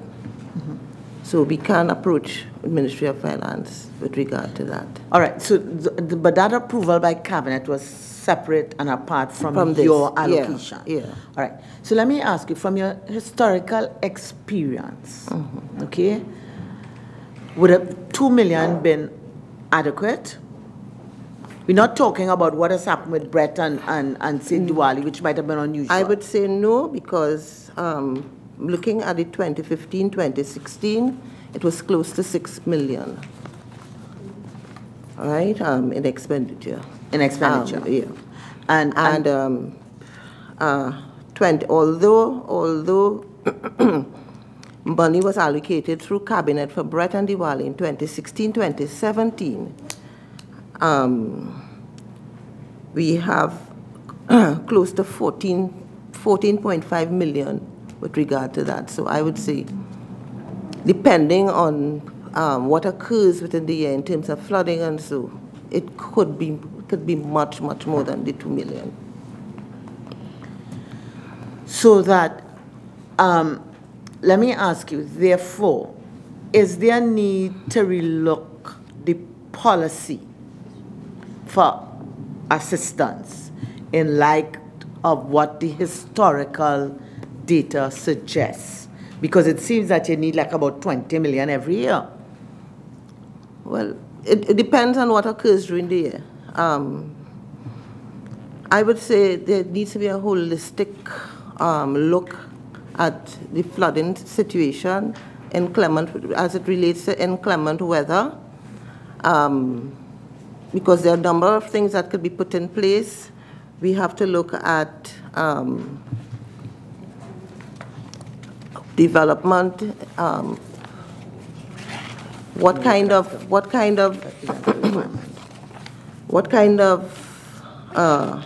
in terms of the development, I'm talking about housing and so on. We have developments that are unplanned that may cause flooding. We have to look at that to put things in place for that.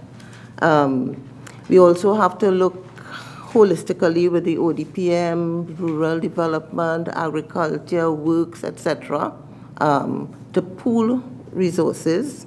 All of those things are a cost, right, with regard to the use of equipment, purchasing of equipment, purchasing of like pumps and all of that. All of those things have costs.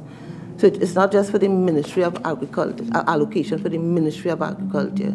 It has to be, we have to look at it in a holistic way and see to identify what are the costs involved in a holistic manner. It should not be only looking at farmers in a silo. It should be, all over. Citizens are getting affected, right, as well with regard to that. No, but I'm just talking about your allocation for the flood and natural disasters in the Ministry I would of say Agriculture. no. I would say no. It's inadequate, right? And I'm basing it solely on what occurred last year. Yes. Because we would have spent close to 15 million with regard to flood. Okay. I just want to ask Director of Budgets here, in terms of what we just heard from the Permanent Secretary. What, therefore, determines the allocation? What you will look at to determine the allocation? Because it would appear from the historical data, there seems to be a wide mismatch between 2 million and what would have paid in 2016, 2015. What determines the allocation? Okay, Madam Chair, basically, when the Budget Division reviews submissions by ministries and departments, we are constrained by the revenue position of the government overall. The last 2 years would have been very challenging, so we would have looked at the past expenditure trends. That would be a basis, and we would have based the allocations on that premise. But during the year, there's always avenues for the ministry to make representations that certain allocations are underprovided, and Cabinet can make decisions on how to increase allocations there. So as best as possible, we look at expenditure trends, the needs, the requests of the ministry, but it's a lot of competition in terms of being allocations per ministry. So, but from what I'm hearing, it would appear that this can't be sustainable. It can't be sustainable that we understand the challenges of the country, but even if the country had all the money in the world, it can't be that even with the policy that is in place in terms of eligibility and all the great computerized programs, that every year, because the weather we could control so much, every year claims are being made in this large quantum. Isn't there therefore maybe a need to relook policy in terms of how compensation or assistance is determined to feed back into allocation and almost a sort of continuous revision based on what an allocation is going to be given by the Ministry of Finance in every year? Yes, I understand what the point you're making, and that might be something that the Ministry of Finance would now have to look at. I can't say that it was the focus in the past, but it definitely could be something that we would have to look at in terms of policy and that allocation of funding accordingly. Yeah, but not just only Ministry of Finance, but in terms of, does the Ministry of Finance have any input in the policy as determined by the Ministry of Agriculture for assistance? In terms of the budget division, no, I can't say that we have a direct input. I don't know if PS, Ministry of Finance, would want to have a response there.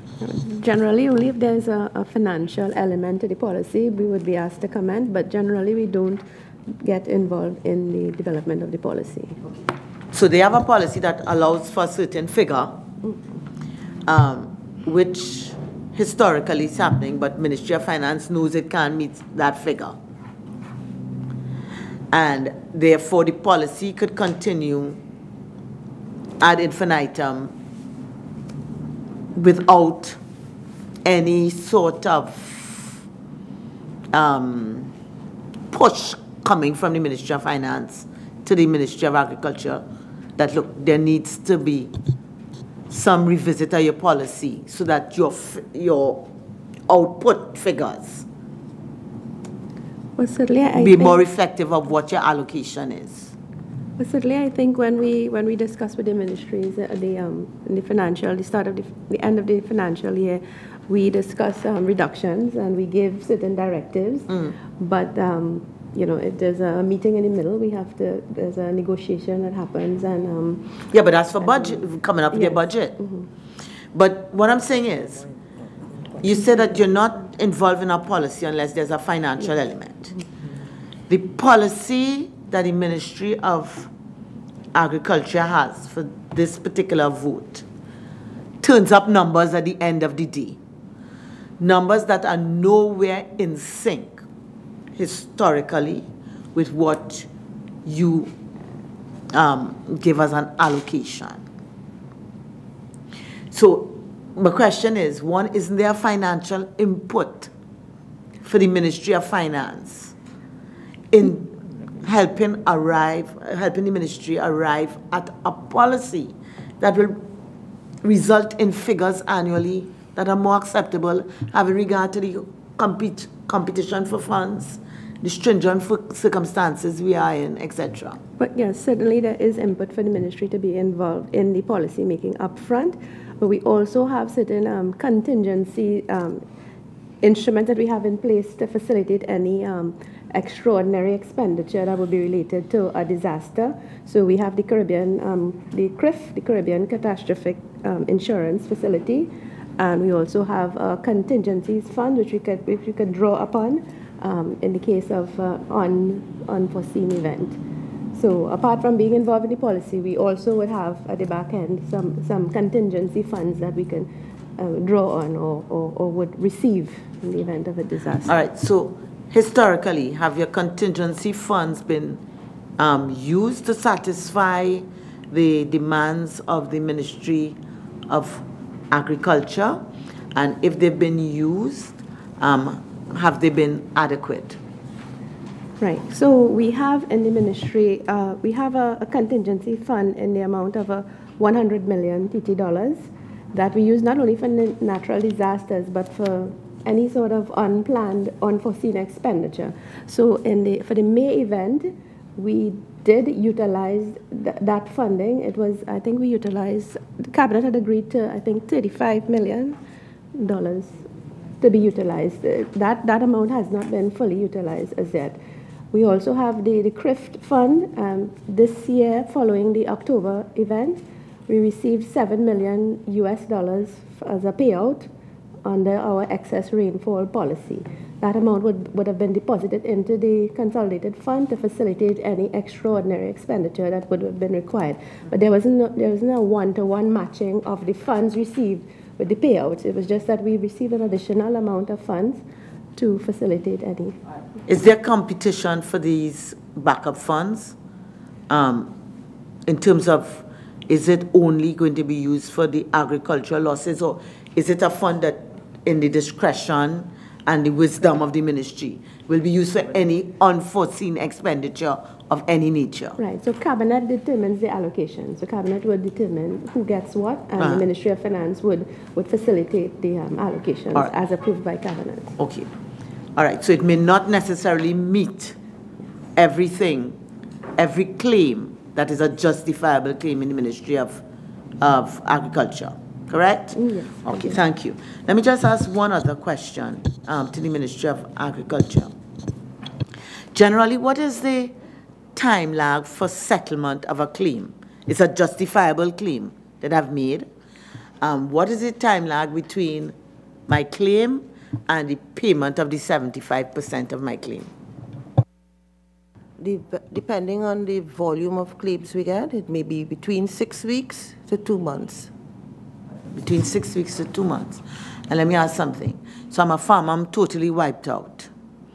Is there any sort of other financial assistance given to me between the determination of my claim and the payment of my claim? No. So I might be able to start back up there, because you just tell me it's not compensation, it's assistance. It's assistance. Okay, all right. But we have to go through our verification process. No, I'm not critical, I'm just... Yeah. Yes, okay. All right, thank you. Minister, Member Webster. Hi, good afternoon again. I wanted to understand, what are some of the best practices compensation internationally and regionally? And also, if all farmers have insurance policy, if that's a practice here? As far as I'm aware, no.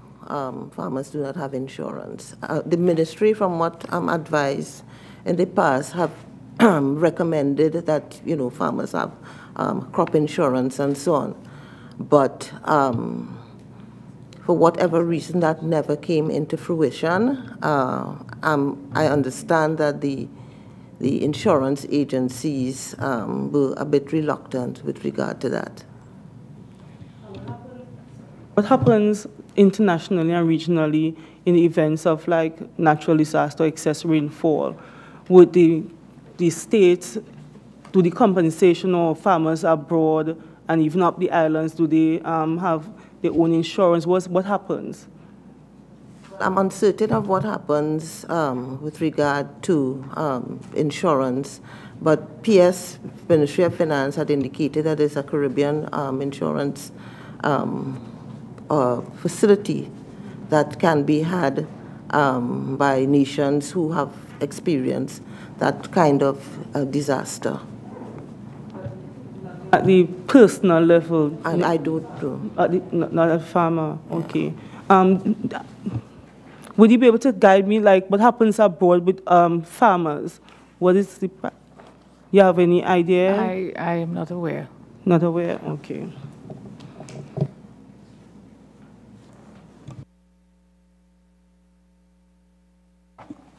I would like just to ask one other question of ODPM before we go on to another agency.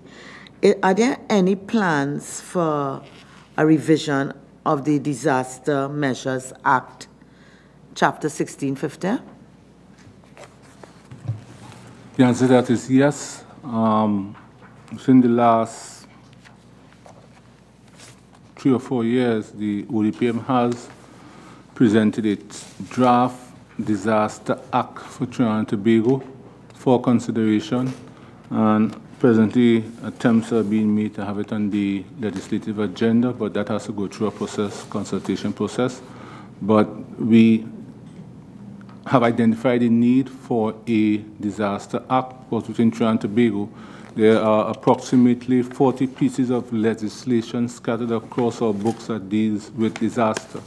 And the Disaster Measures Act is limited in its application, and therefore we have, through consultancy, developed the document for the commencement of that process to bring into fruition a Disaster Act for Trinidad and Tobago. So the main, you're saying app, APP, or act? Act.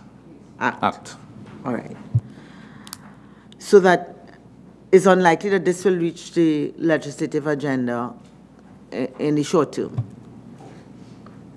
Yes, ma'am. Most likely it would not. Okay. All right. To ask a question of TEMA. You say you have an app, APP. How does this operate? Let me ask that. How does this app operate? Madam Chair, Virtual Vision is a technological-based app. It has a front end and a back end, so let me explain. The app can be downloaded from the Play Store onto any smartphone for free.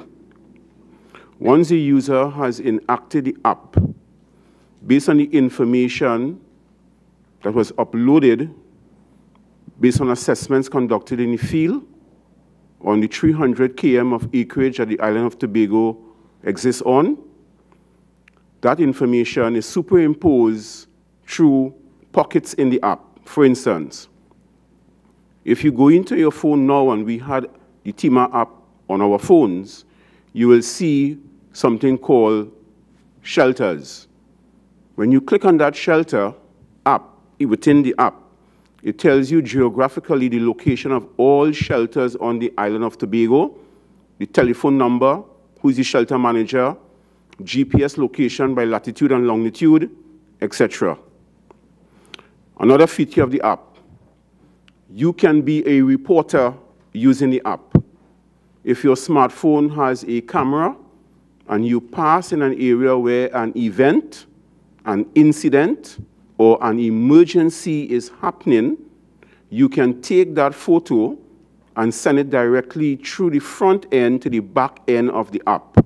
We at TEMA will receive your photo.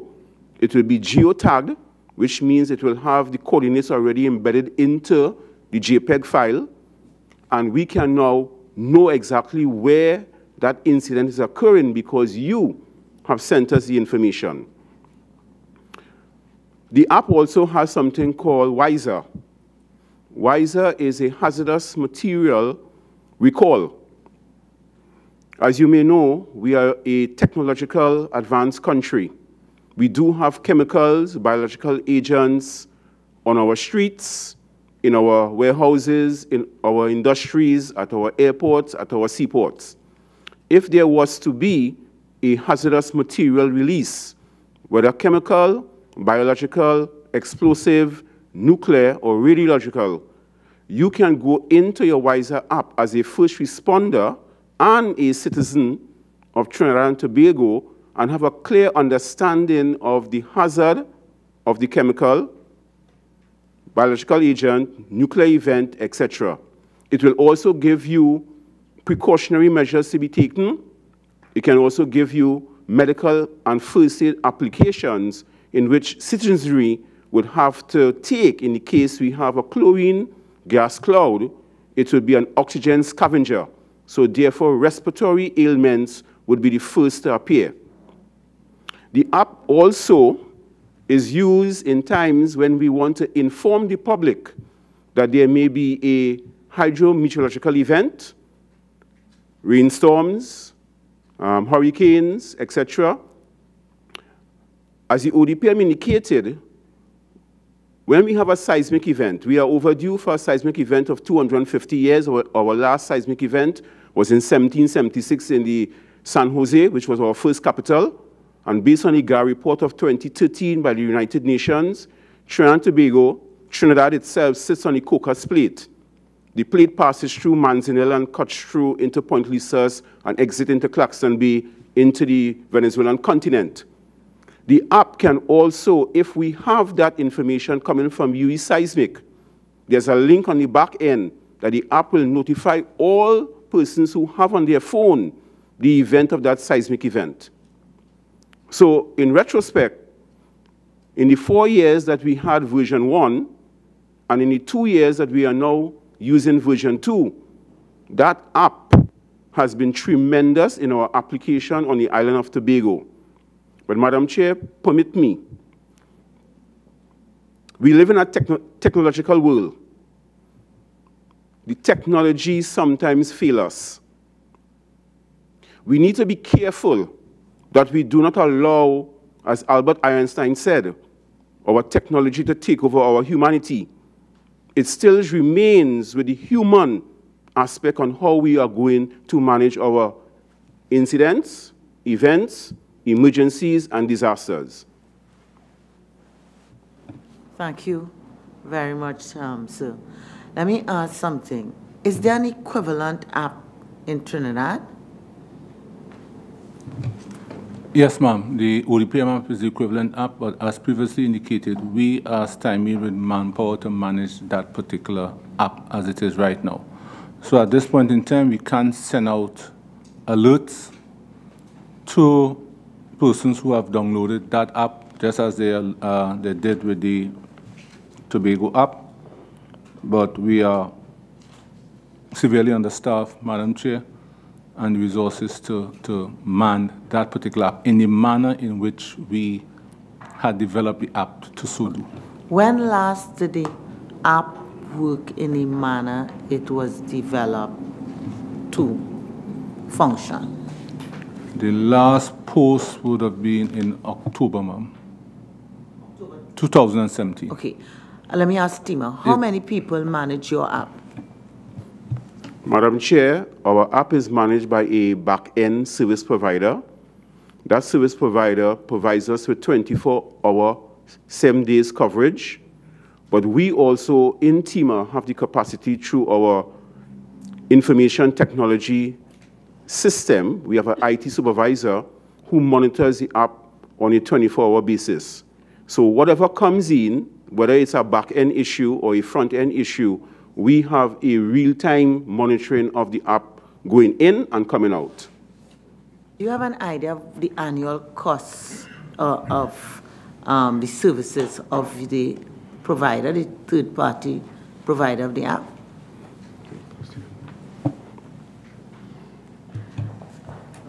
Good afternoon, Madam Chair. That's about 40,000 TT dollars. Per month, per year? Annually, sorry, subscription. Thank you. And let me ask ODPM, your app was being handled internally, or that's one where you said you had an external provider and cost efficiencies is why External provider to manage the app and the customer call care center all integrated, because from that particular platform we were able to send messages, receive messages. And what was the cost, your annual cost? For the provider to manage the call center, staff the call center 24/7, answer calls is approximately $350,000 a month.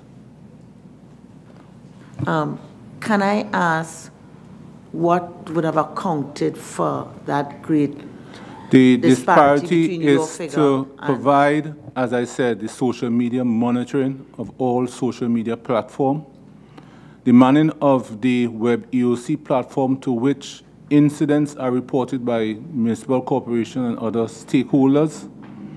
The manning of a 24/7 customer call care center with the capacity for surge, meaning on a normal day, the operation will take place with 5 operators.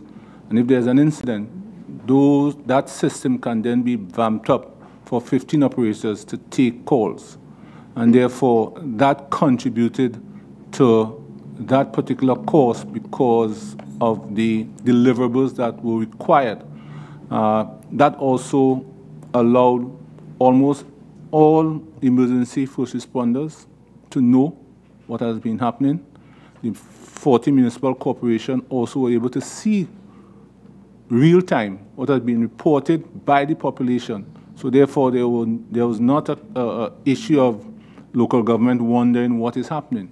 They could have stayed from any offsite and know of the reports that was coming in, the contact information, even the operator who received the call, and even to the point that they could have even gotten feedback on the response based on the report that was made. And may I ask Tima if they could give us some insight into this multi-hazard early warning system? What is this?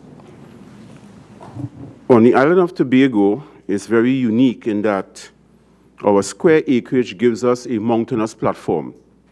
We have, at this point in time, 2 early warning systems, one located in the Canby area, which is in the east, and in the east, yes, and we also in the west, sorry, and we also have one located on Fort King George.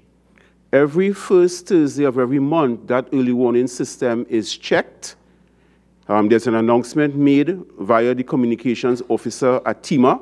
It is broadcasted throughout the notification to the public. A test is being conducted.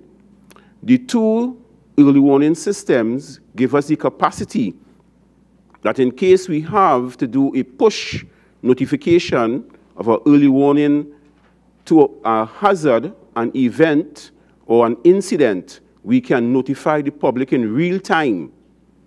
What we are doing right now, Madam Chair, is that in the Charlottesville area, which is deeply prone, that if we have a hydrometeorological event, Charlottesville, Roxborough, Speyside will be cut off. We are now looking, based on our vulnerability assessments, to do a 3rd early warning system located either in Flagstaff or in the Roxborough area that will give us line of sight. Each one of the horns on the early warning system has a 15-mile radius of decibel hearing. So once we go on, we can either remotely send out the message, we can use our smartphone to send a coded message via the IP address over the internet to alert the public. And what we are testing now is to have an off-site, which was done. We had 2 representatives go to Beijing, China, and from China, they were able to activate our early warning system. So it doesn't matter where in the world that we may be, once you have the coded system, we can activate our early warning. ODPM, is there anywhere, any community in Trinidad that has a similar sort of a multi-hazard warning system? There are communities that have what we consider traditional early warning system. Yes. So for instance, in Blanchard's, if my memory serves me right, there is a siren established with a particular person assigned on the village council through the community emergency response team within that area know how to activate that particular. It is not as grand as what Tobago has, again, because of its own history with hazard impact. But within the municipal corporations, there are some corporations, and I wouldn't say corporations, corporations and communities within the corporation that has established early warning systems. Along some river courses, there are individuals who have been trained to alert water resource agencies, even the ODP and the regional corporation, if water rise is being seen.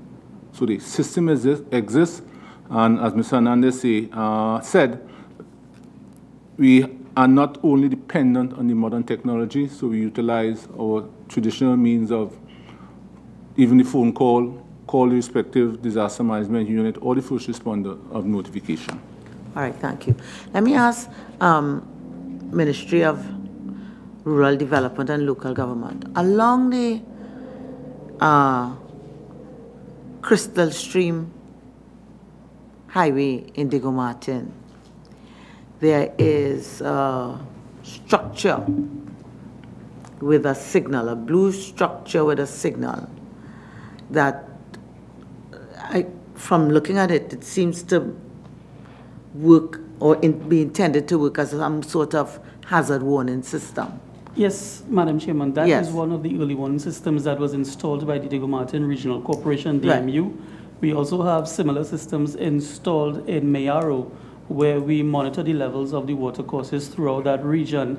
That was a pilot project that was done. Minister there would be able to explain on that if need be. We also have the similar issues with wastewater, water resource agencies that are positioned in the Caroni Basin. So when the level of the water reaches a certain level, it triggers a mechanism on everyone's app, on everyone's phone. That is, the message is sent to different entities so that we can start sending out the bulletins. All right. I just want to know, that one in Diego Martin, does it work? Yes, ma'am. It's tested every Wednesday, or the second Wednesday in the month. Okay. Thank you. Yes, ma'am. Member Huggins.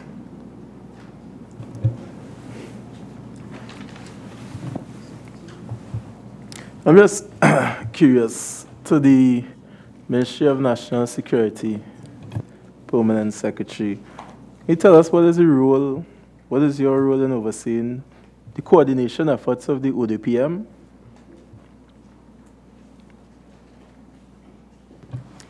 The ministry, the ODPM is a division of the Ministry of National Security.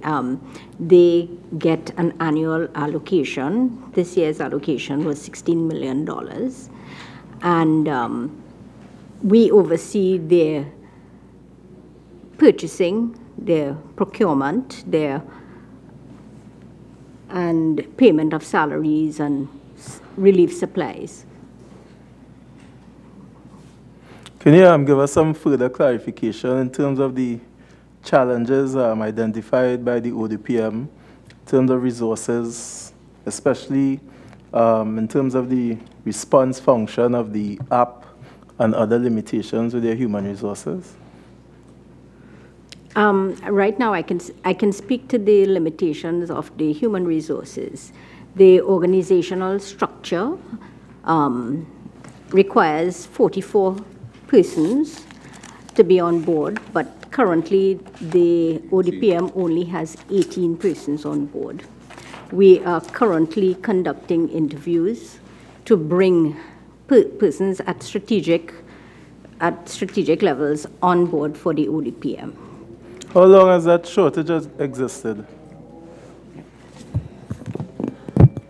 That shortage will have been in existence for the last 7 years, sir. 7 years.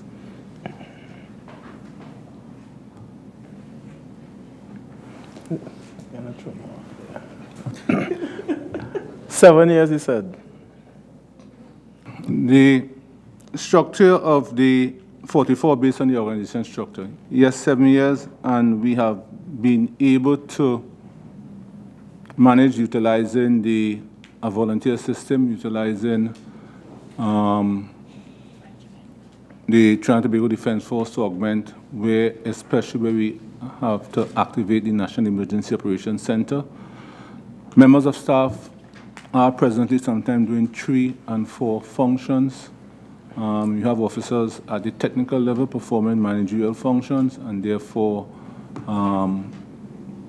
we have been able to do what we can, and I'm been able to, in the present, supervising those persons to exercise. So there is a tremendous understaffing, and if that is corrected, again, further expectations can be met.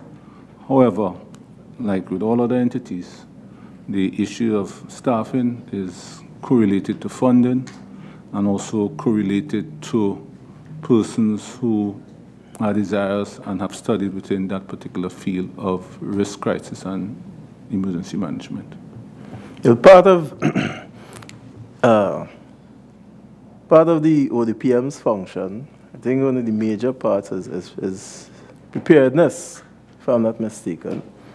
And in the event of the occurrences we had in 2017, where there was a lot of public outcry, I would like to know, or at least the citizens of Trinidad and Tobago would like to know, what has been put in place that would be different to what we would have experienced in 2017. Member, can I just ask for clarification when you say what has been put in place in relation to? Well, you've had a shortage for the past 7 years. You said that you're making steps, or the ODPM is making steps to address that. I think the public would like some kind of reassurance in terms of their confidence. I mean, we're talking safety and security here. The preparedness of Trinidad and Tobago is heavily correlated to the preparedness of every individual of Trinidad and Tobago. The Office of Disaster Preparedness and Management has engaged in a public education to prepare the population, warn the population of the respective hazards for each community. That notification allows respective agencies such as local government and other what I call support agencies to render the level of education and training, even to the point of the first responder agencies' training and resources. So I will use, for example, Point Lisas Industrial Estate, Couva Police Station. The ODPM has advocated that the police station or the police district of Couva is a specialized unit, just because of what Point Lisas has. And therefore, the resourcing of that unit, respirators, PPE, is part of our advocacy, but then again, is the understanding of the risks to which we are exposed. So the confidence of the population lies within the confidence of the individual. Am I prepared to at least sustain myself for the first 72 hours of an incident in which the first responders you are expecting to come to you can also be impacted, to which the severity of the incident requires time for that response to be mounted. So what we have been doing, and we will continue to advocate, one, that the all-country approach, the individual responsibility, that I have a responsibility for myself and my family, to be prepared for at least to engage the 72-hour protocol, which will allow the other entities to get to you so that a response can be had. So in really wrapping up, member, the level of preparedness is a holistic approach for every member of the population, every organization. It starts at the local, the community, the individual, corporate Trinidad and Tobago, and our governance structure to ensure that we can respond to any incident that impacts life, property, and governance of the Republic of Trinidad and Tobago. Thank you very much for that. I'd just like to end by asking if you are satisfied that the ODPM is fully prepared for similar occurrences as of what would have taken place in 2017? My answer to that is yes, not the ODPM, but the ODPM and all the relevant agencies. And I wish to assure the members and even the public, we are as prepared as we can be. The impact of the incident will determine. Japan is one of the most prepared countries in the world. And when they had the earthquake, they too had difficulties. And therefore, we need to understand that the preparedness is everybody. Much more can be done. Much more resources can be applied. to all entities, but we have to work with what we have. By working with what we have, that responsibility, though placed on the ODPM as a coordinating entity, but also that responsibility has to be transferred to every government agency, every corporate entity, and every individual. Once that is achieved, then we can say we are prepared to deal with the information that we have, and therefore we are prepared to respond to any impact that affects us. So yes, member, I am satisfied at this time. More can be done, but it requires all government, all population approach in being prepared. Thank you. Member Amrat. Just to ODPM, the National Response Framework sets out 3 levels. Could you give us an example of what would be a level 1 incident, or I think level 1, what would be a level 2, what would be a level 3? I want to make sure I use your word. Level 1. Level 1, level 2, and level 3. Right. So what would be level 1? A level 1, based on the treaty responses, that the regional corporation and its support entities can tend to the incident utilizing the resources of which it has. Right. So give me an example of instance of level 1 would have been the flooding of Port of Spain as of yesterday. Right. Level 2. A level 2, where one or more corporations are impacted. So, for instance, the Diwali or Christmas flooding, to which the resources of the Ministry of Rural Development and Local Government can be applied to that particular incident. There might be the need for additional resources, i.e. the Trinidad and Tobago Defense Force, CPEP or other entities, and therefore that is coordinated with the Ministry of Local Government to respond to that particular incident. The National Emergency Operations Center might be partially activated to coordinate response based on the incident action plan that has been interagency developed to respond to that. Now that is a level 2. Right. A level 3. Before you go to level 3, you said that the response may be coordinated, and you said that NEOC may be brought in. So who is coordinating the response in that case? Right. The National Emergency Operations Center is a function of the Office of Disaster Preparedness and Management.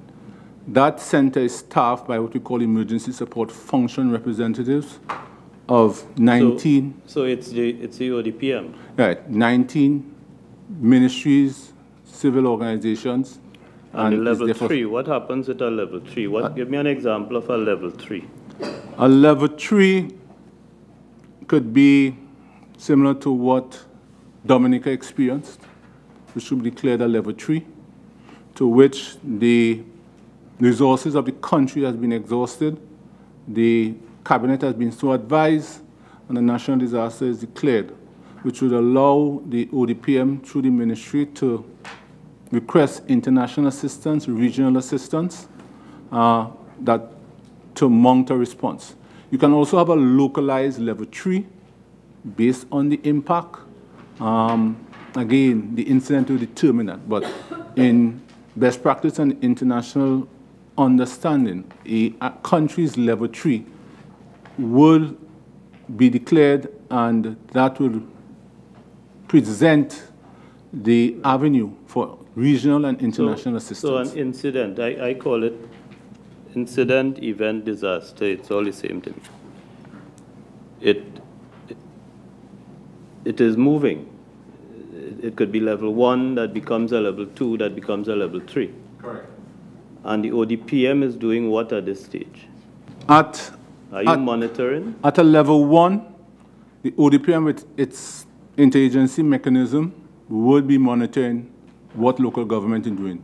Let me ask you and this. Therefore, is monitoring, coordination, and those responses, aren't you responding, to the event? Member, permit me, you made the comment that incident, emergency is all the same. No, I say to me, not to you. No, well, I accept right, it is to you, and therefore, in order to permit me to clarify. Let me just, before you go there, is coordination with the defense force and the police. Isn't that a response to something that is happening? It is a response by the responsible entities in responding to the incident. The ODPM will be coordinating the response and providing the resources or getting the resources that are required, even requested. But the ODPM, and I need to take this opportunity, that the ODPM is not a response agency.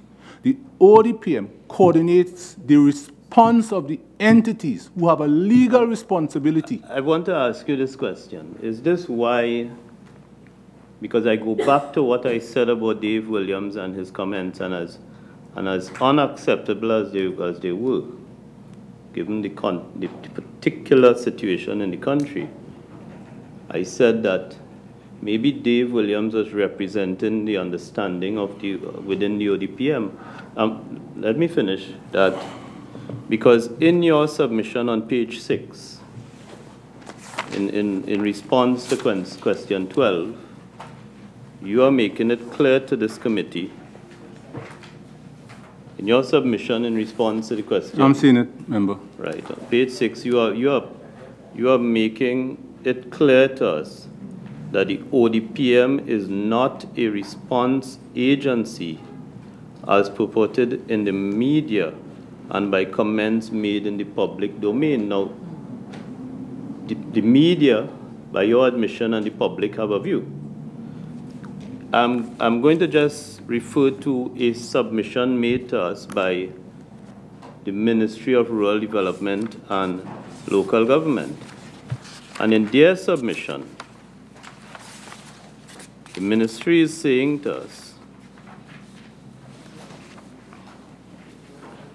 and I read, we ask the question, what role does the regional corporation play in collaboration with the ODPM during and after flooding?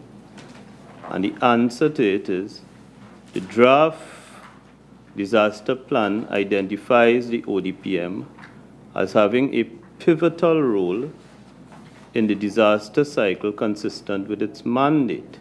The ODPM activates its full response during a level 3 incident and takes command and control in such events. However, a level 1 and 2 are managed by the DMU of the regional corporations. And I could understand it, that a level 1, which is a localized incident, is managed by the regional corporation. You are monitoring it. It can go into a level 2. But the ministry, line ministry with responsibility for the municipal corporation, is they're saying to this committee that you activate a full response.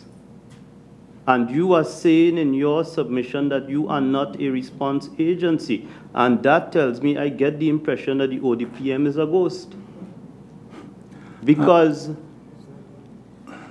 when you read the submission by TIMA, for example, and my colleague, Minister Franklin Khan, I've heard him say on many occasions that TIMA represents the model of disaster management and risk preparedness in the country. And TIMA is very clear in their submission. They say to us, we ask, how does TIMA differ from other agencies, local government or regional authorities in responding to national disasters? And TIMA says, TIMA not only focuses on coordination, but also has a response arm in the form of the community emergency response teams. And that is something that I feel that I have to ask you about, and I have to put it for my own benefit and the benefit of my community, because I opened by taking up, and the chairman pulled me up. But this is vital to my community, and it is also vital for the ministry I represent. That it seems I'm asking you if a problem facing the ODPM is its view that it is not a response agency, and the public and the media's view that the ODPM has a response responsibility, which is confirmed by what has been submitted to us by the Ministry of Rural Development. Member, let me see if I could address your issues. While the submission by local government speaks to the response framework as a level 1, level 2, level 3, recent event, even at a level 2, required the National Emergency Operations Center to be activated to support the efforts of local government. Members of the Defense Force being deployed, assets being deployed, resources from the ODPM wells being deployed to support where necessary. It's a, while I understand your stance as far as a response, yes, it can be considered a response. But in the field of disaster risk management and by its practitioners, response have various components, and all response has to be coordinated from a central location. Any disaster management model across the world, you have your first responders, you have your operations centers, you have your incident action plan, and you have responsibilities. We can take the model of FEMA. You have state, federal, local, and tribal. Match against Trinidad and Tobago, the state coordination agency, similar to FEMA, would be the ODPM. At the local level, to be either TEMA or Tobago. Tobago has this peculiar situation, and therefore TEMA is, and based on its geographic space, has to have the capacity not only to coordinate, but to respond to the point that they have even to the world's first professional and certified CERT teams. Within the Municipal Corporation of Trinidad and Tobago, at least 50% of them have CERT, Community Emergency Response Team, that respond. The operational arm or the person that assists the ODPM is the 1st Engineer Battalion of the Trinidad and Tobago Regiment. We have, as the ODPM, supplied the battalion with resources to respond to support local government. So if you are taking your definition and response as doing something, yes, we will respond, but we will respond by coordinating the efforts of the first responders to the impact. And therefore, the examples that you have gave are all relevant, but it is, I would say, with all due respect, member, it is relevant to the geographic space, the identify hazards, and the resources that are available. So we will monitor. If it is escalating, we go to level 2. If the Ministry of Local Government has indicated that they need help and their resources cannot cope, we will then activate. If we go to a level 3, move to level 2, we do the same thing. So yes, we are responding, but we are responding, coordinating the efforts of the first and support responders to the impact, the severity of the impact. So when you are complimenting Mr. Ganga Prasad for the effort for Ministry of Social Development and the people, the ODPM supports that effort. After Brett, they were short of evaluators. We coordinated and got through, the request was made from the ministry to ODPM. I have homes to evaluate. I have no personnel. Through our response mechanism, we were able to get personnel from the Trinidad and Tobago Defense Force. And teams were deployed based on the National Response Framework, not only to assist the Ministry of Social Development and Family Services, but the local government in conducting the initial damage assessment, to which we were able to get that situation picture and brief the other entities of what is happening. So I will lean to say, yes, we respond, but our response is based on risk and crisis management and not on the general definition of going out there. You would not see the ODPM member out there. You will see the members from the Municipal Corporation. You will see members of the Trinidad and Tobago Defense Force, Red Cross, CPEP. That is the response. What do they need to respond? Wheelbarrows, shovels, boots, sandbags, other personnel, we will assist them in coordinating that response. I hope I'm able to satisfy. Mr. Wind, I am happy for the sake of the ODPM that you have accepted that you have a response role. And let me assure you that you didn't have to tell me that the ODPM people don't go out there. Because I was tempted to ask, when last you went out to Mayaro, Cedar Grove, Navette, Pool Valley Road, because if the ODPM goes out there, if the officers, if these people who are costing us $16 million a year, if they go out, they will understand how people felt when Dave Williams told the country, what is small is a big thing for you, is a small thing for me.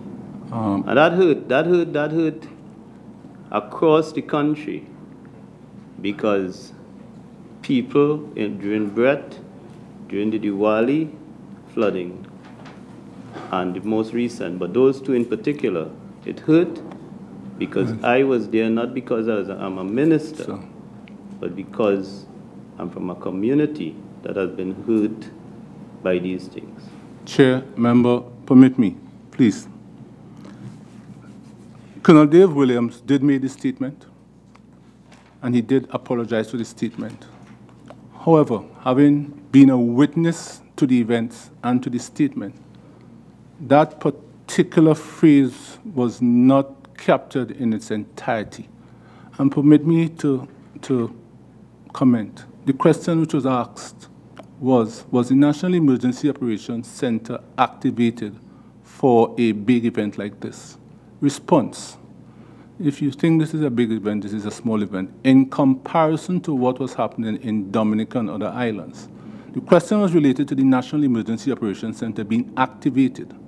The response given by Colonel Williams was in relation to the National Emergency Operations Center. And therefore, his comments as which is now public knowledge, was in relation to, there was not in his anticipation a need to fully occupy the National Emergency Operations Center at Mausica or Tagariga to coordinate the response of the entities, and a virtual activation based on our SOPs was initiated. And therefore, while you insist on that response, yes, it hurt, but I think what contributed to the hurt of everybody, and I will say this, is that the comment was not publicized in the manner in which it was given. And we also need to look back at his explanation of that event. I was there, that was the question asked, that was his response, and then it went out of control thereafter, which resulted in his tendering his resignation thereafter. Member Webster-Roy. Thank you, Chair. My question is to Tima, maybe Ms. Abeko, Mr. Hernandez. When was the last major drill or simulation in Tobago? What were some of the lessons learned, and what action has been taken thus far to implement recommendations coming out from lessons learned? Go ahead. Member, our last exercise, we normally do the National Emergency Exercise Day, and that was a full-scale exercise that we would have done in March of 2017. However, we do have smaller exercises that we do on a regular basis, but that was the last major one that we did with our main stakeholders. Things that we would have noticed that we could improve upon is definitely our interagency coordination, certain things with response times and routes and so on. However, those are mechanisms that we are making sure to we have an improvement plan that we're working on at this point in time to make sure that we identify and fill all those gaps as soon as possible. When is your next when is your next drill plan for? In accordance with Caribbean Wave 2018, we are actually planning our emergency exercise on, I believe it's March 15th this year.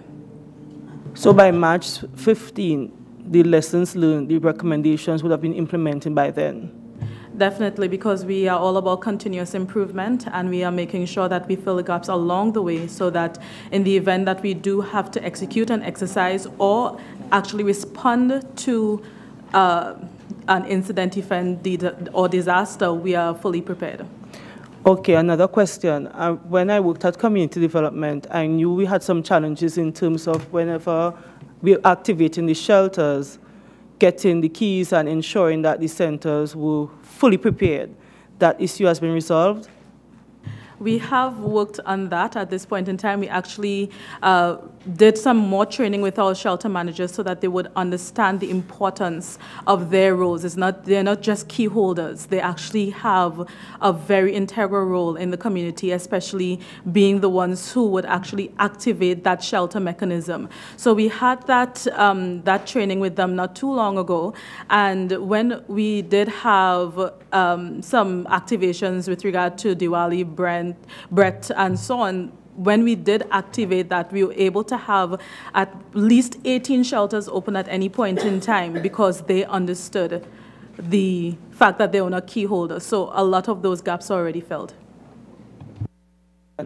My other question is to the Ministry of Social Development and Family Services. Tell me how you see the ministry fitting into all this emergency response and your role and what you're supposed to do.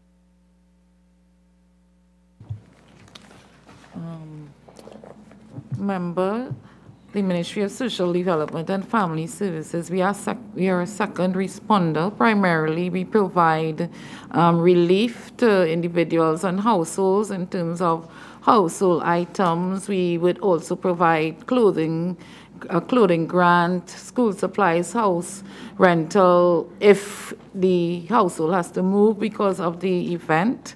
We also provide house repairs up to $20,000 once we assess that the issue has to do with damage to the home, and also counseling services through our National Family Services Division. So primarily these are the services that we would provide as second responder. So I would have gone through your booklet, your little booklet on accessing grants and services, and at every stage you're required to bring proof, documentation. My house is flooded, I have no roof, or my paperwork damaged.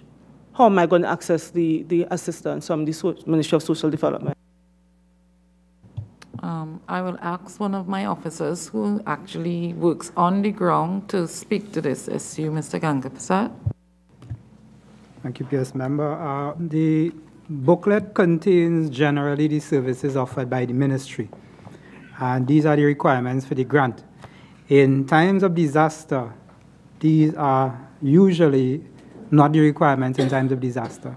Actually, what happened during times of disaster, our disaster mechanism is activated. Our officers actually go out into the field and conduct the assessment where they actually see the items that have been damaged, or in the case where the items have already been removed by the corporation, they get information of such, and the relief is provided on the basis of what the officer can actually validate on the ground, and not on the production of any receipts or invoices and stuff like that.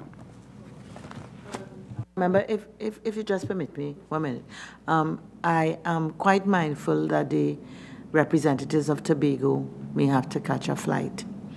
And therefore, I think for any other questions we'd have for THA or TIMA, we can send those in writing. And therefore, Mr. Sandy and Mr. Hernandez, I want to thank you all for coming. At this stage, we'll excuse you all so that you can make your flight back to Tobago. Thank you very much. Thank you very much, Madam Chair. Okay. Mrs. Webster. So, Madam Permanent Secretary, sorry. If in the event of a disaster, I may need psychosocial intervention. Yes. How would I go about accessing that? And how long would it take before I would actually receive the counseling or whatever I may require? Psychosocial counseling services are provided by the National Family Services Division. Generally, when we are involved in intervention with respect to disaster relief or critical incident, the persons who go to do the assessment, and doing the assessment, they would also determine whether counseling is needed, and that referral would be made to the Family Services Division, and an officer will intervene. Generally, once the division receives the request, they identify an officer to go in, so it shouldn't take longer than 3 days. Mostly, it would be by the next day as the resources are available. We do have some resource issues in the Family Services Division, so this is why I'm saying generally it should be within 3 days that they should get that counseling. I would just like to address the conversation to the Fire Service of Trinidad and Tobago. And in their response to the question, what is the role of Trinidad and Tobago Fire Service in disaster relief? And therefore, I'd want to, if I'm guided by the definition of Mr. Wint, I would want to say in event relief.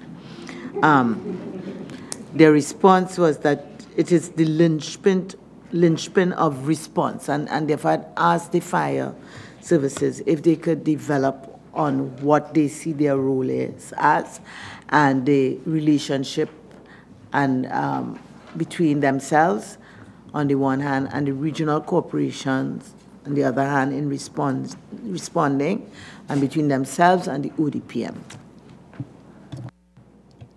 Thank you, Madam Chair. The word relief really is what we are looking at. Trinidad and Tobago Fire Service doesn't have much of a role in disaster relief. Response, yes. Management, yes. We coordinate with, well, we use the coordination of the ODPM to respond to disasters. We are looking at the word relief, really. So, relief meaning aid. That sort of thing. That's what you were looking at. We interpreted relief to mean recovery from the disaster, relief as recovery. Now, we aid in terms of if there's flooding, we go out and we pump, we work where there are landslides, we go out and we render assistance, we remove fallen trees and that kind of thing. But that really is the response. The word relief wasn't really, well, we didn't really translate the word relief to mean the response. So maybe that's why the answer was as it was. Yeah.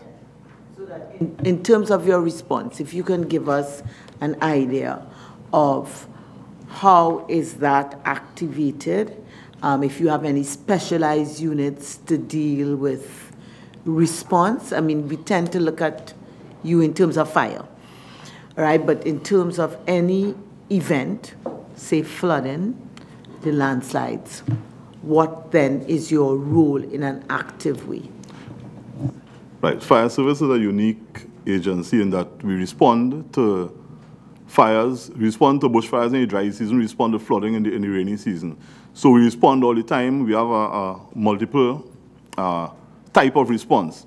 We have the search and rescue unit. They are the ones who take the lead in going out where there's incidents over rough terrain, over like cliffs and that kind of thing. They will take the lead in removing fallen trees and those kinds of incidents. The general fire service will respond to the fires of different kinds, the floodings and that kind of thing.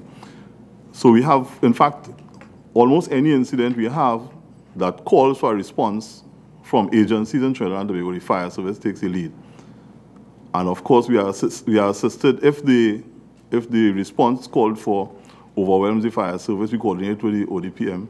Like, for instance, when there were major bushfires, we coordinated with the ODPM to get stuff like the Bambi buckets and that kind of thing to assist us with our bushfire response.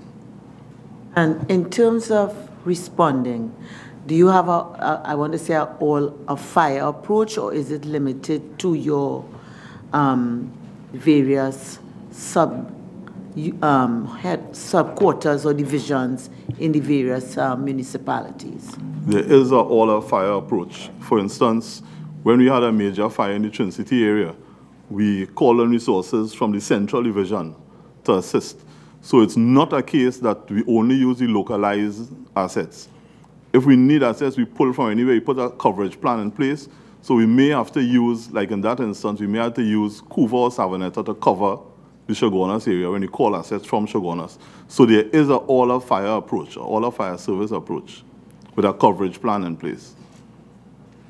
And in terms of your procedures and these protocols that you referred to, protocols for various levels of emergencies, hazard-specific contingency plans, and so on, are these shared with the various other responder agencies and the regional corporations?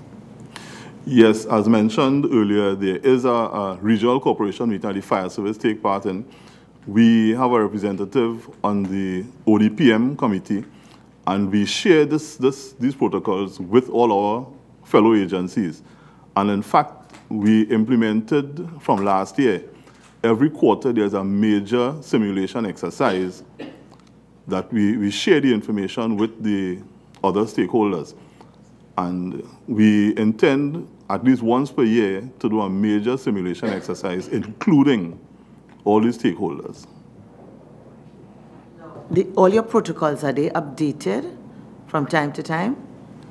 We are in the process of putting them together in a document. We have a policy committee now developing policy for the fire service. Quite a few of the protocols mentioned were unwritten protocols that were passed on. We are in the process of putting policy together now to document all these protocols. And I expect this exercise has started of putting it. When is it likely to be completed? Because the problem is, of course, we know, we all who are over a certain age knows the story about Jack being a black dog. So what happens with unwritten protocols? I see you too young to know the story with Jack being a black dog, but Mr. Wynn knows quite well. So we know what happens with the spoken word being passed on from time to time. It could really very well affect the integrity of what you think are existing protocols. So how soon would this exercise, with respect to it being documented and forming operating manual, be completed? Thank you, Madam Chair. I will take this on. Actually, I'm one of the person tasked with putting together the policies, and it is something, it's a process that would have started. And as we prioritize certain items or processes to be formalized, we would have them in writing. So it is ongoing, and we will be trying to cover as many of those items as possible. But it is something that would have been started already. But Assistant Chief Officer Smith, yes, 1, 2, 3, 4, 5. I think I see 5 protocols here, or standing operating procedures or contingency plans, whichever it is, 5. All right, so let's deal with these 5. When would this process of documentation be completed of these 5? I'm not quite aware of the 5 that you have before you, Madam. Could you please? Okay, I just asked maybe for you to see your submission of January 4th. I mean yours, Fire, which is signed by the Acting Chief Fire Officer. It's dated January 4, 2018. And it says the Trinidad and Tobago Fire Services Standard Operating Procedures and Contingency Plans are comprehensive and includes protocol for various levels of emergencies, hazard-specific contingency plans, mitigation and recovery operating procedures, damage assessment, emergency operating control procedures. Are these what are the unwritten protocols which are now being reduced into writing? Yes, Madam Chair, that's what I'm referring to. And would these then be, Officer Smith, what you are tasked with? I was tasked with not quite all of these. What I was tasked with as a matter of priority, they were dealt with. So these items are yet, at least some of them, to come before me, to give them that level of priority to have them done. Okay. So then I guess I switch back now to the Acting Chief Fire Officer to find out what is the time frame for start and completion of the producing a physical manual of these protocols, procedures, and contingency plans? Thank you again, Madam Chair. Well, we have various officers tasked with various parts of the plan. We are hoping that by the end of this quarter, we should have drafts for each of the plans we're looking at here to put together in a comprehensive manual sometime in the second quarter of calendar 2018. So can I commit you to 30th of June 2018? You can commit me to the end of June 2018. The 30th of June 2018? 30th of June 2018. Thank you. Member Rambaraj. Mr. Bruce, I was enjoying everything you were saying. I wasn't planning to ask a question, but I have to. The five that are listed there, none of this is in writing. In terms of a comprehensive document, no. What we have, okay, like take for instance the damage assessment. We use different theories to put together a damage assessment. We'll use all right, let me get straight to the point, because every time I land at Piaco, I see that fire station, the purpose-built and staffed and everything, and I'm comforted. In the case of an emergency, I believe that there will be a specialized response. Yeah. And I imagine that all the airlines that operate and the airport itself, part of its certification process would have included that particular emergency support, and you must have provided to the satisfaction of various agencies. For example, hazard-specific contingency plan. In the event of an emergency on an aircraft, you have specific hazards. So that must have been documented. Yes. For Piaco, we have documented emergency response plans. That is for Piaco and aircraft firefighting. What I'm alluding to here is a general emergency response plan. We will have emergency response plans for Piaco. We will have emergency response plans for Savanetta, for Chaguanas, for Point Fortin. But in terms of a general disaster emergency response plan, that's what we are talking about in this document here.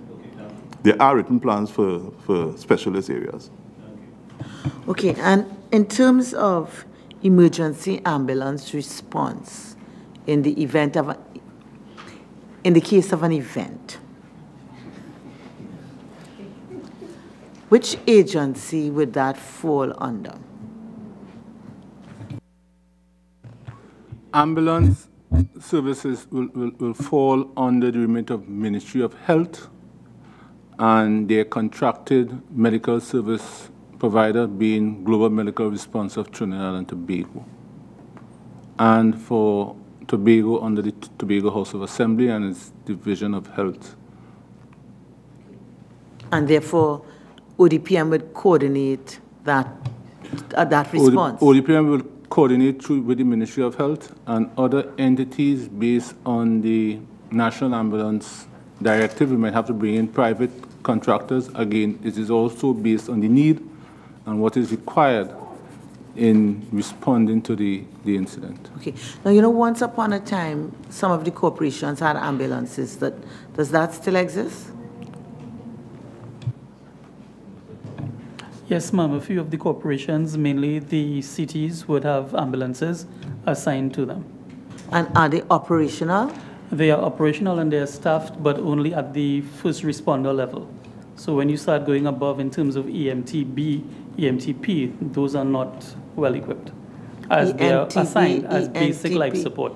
Emergency medical technicians, yes. Paramedics as well. They don't have that facility, but they have the basic first responder services. So that they can be used? They are utilized in a lot of instances in different areas. For example, in Couva, they're utilized as well there.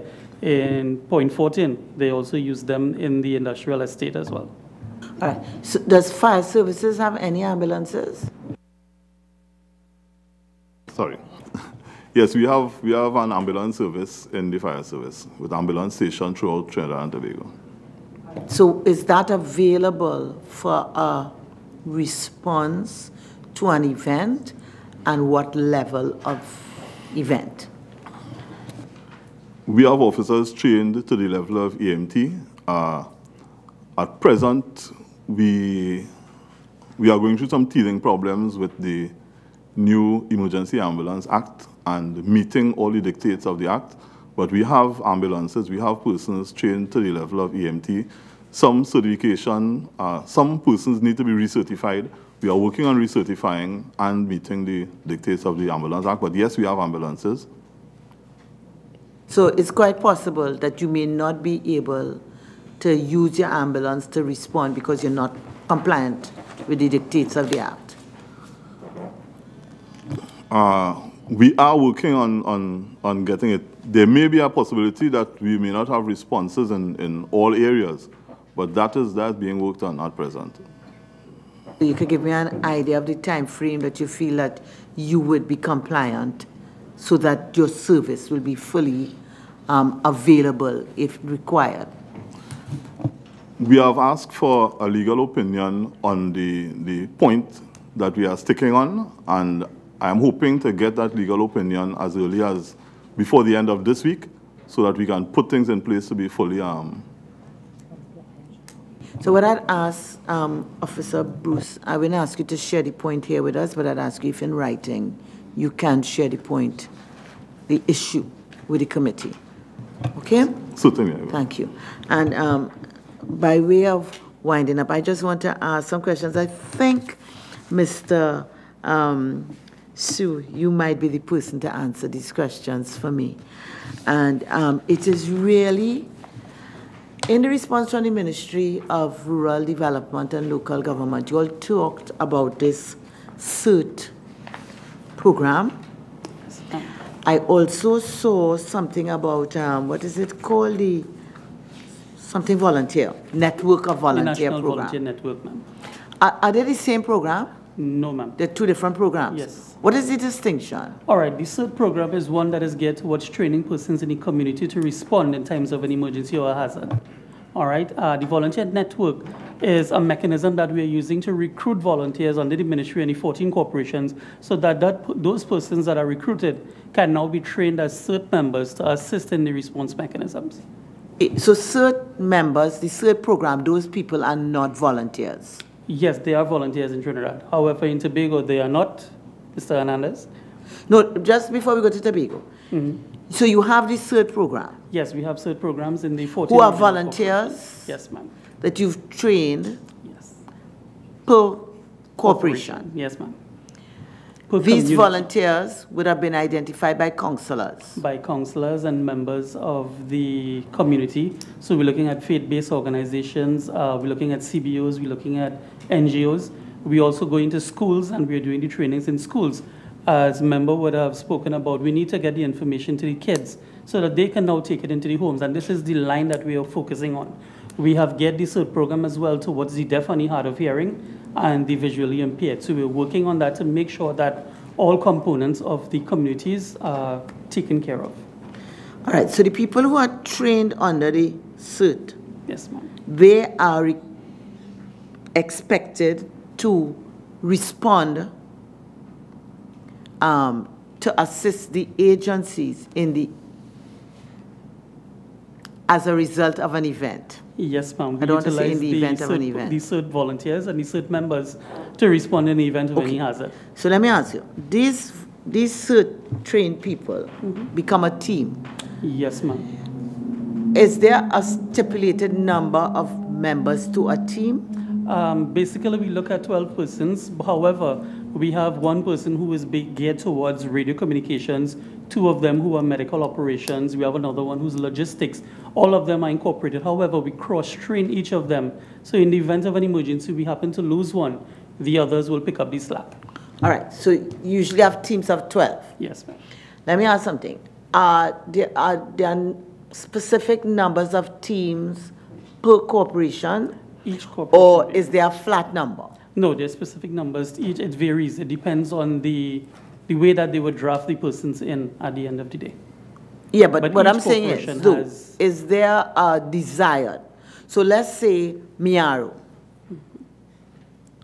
is a very large area geographically and maybe not as densely populated, let's say, as Diego Martin. Yes.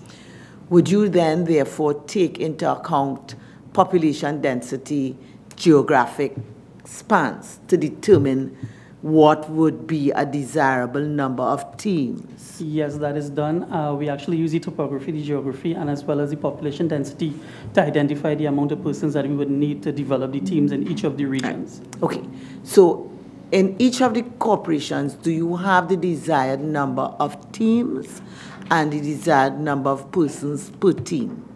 At this present time, we do. However, we are always looking at increasing the capacity in terms of response and developing the mechanisms in each of the 14 corporations. And when last would you have trained teams? You would or have persons? recalled, persons may recall the incident where we had vehicles turned over on the highway where we blocked. That was a result of a CERT training that was done. We have taken into consideration hazmat situations. That was in October. Of 2017? Yes, ma'am. We had another situation we did in the Point Lisas area where we had an explosion of an oil tanker on the road. Again, the CERT volunteers were responsible for responding in times of that. Okay, thank you. Together with fire service and other agencies. Right, so the network of volunteers, would I be correct to say that that's just a different mechanism for recruitment of people for CERT? All right, we have the standard operating procedures of recruiting volunteers, yes. However, we tend to lose the volunteers trickling out at any given time.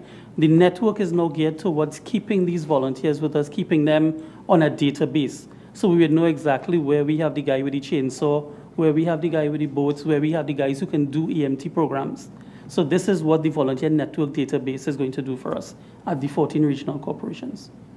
The, outside of San Fernando City Corporation, Yes, ma'am. has the network been established in any other? Yes, it has been established in all 14 of the corporations. We're looking at from Diego Martin all the way to San Grande, from Tunapuna Piaco all the way down to Point Fortin. Each program was launched individually in each of the 14 corporations, and it was handed over to the corporations now to start developing on that with the database that was developed by the ministry. Because it might have been a misreading of the submission, which is dated January the 5th, which gave the impression that it was only implemented, tested, and tried in San Fernando. I've seen regional corporation, but I think that is a city corporation. San Fernando was the actual pilot project that was done last year, early last year. And then from there, we took it to the other corporations, San Grande, Tunapuna Piaco, San Juan Laventel. And Diego Martin. Might I ask members if there are any other questions? Because it's now 5:45, so I think now is really a good time to bring this very enlightening discussion to an end. I want to thank all the members from the various organizations for coming and staying and enlightening both the committee and the members of the public about a very sensitive discussion. I'm sure, Mr. Wint, we were all very much educated by disaster, event, incident, and emergency. And I think, maybe a lot of our expectations are really based on a misunderstanding of those definitions.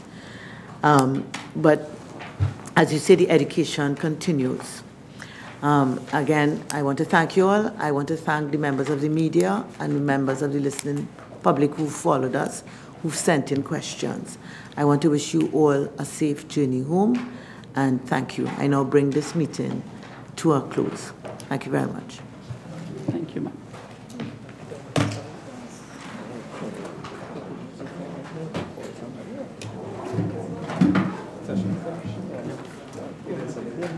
Come for us.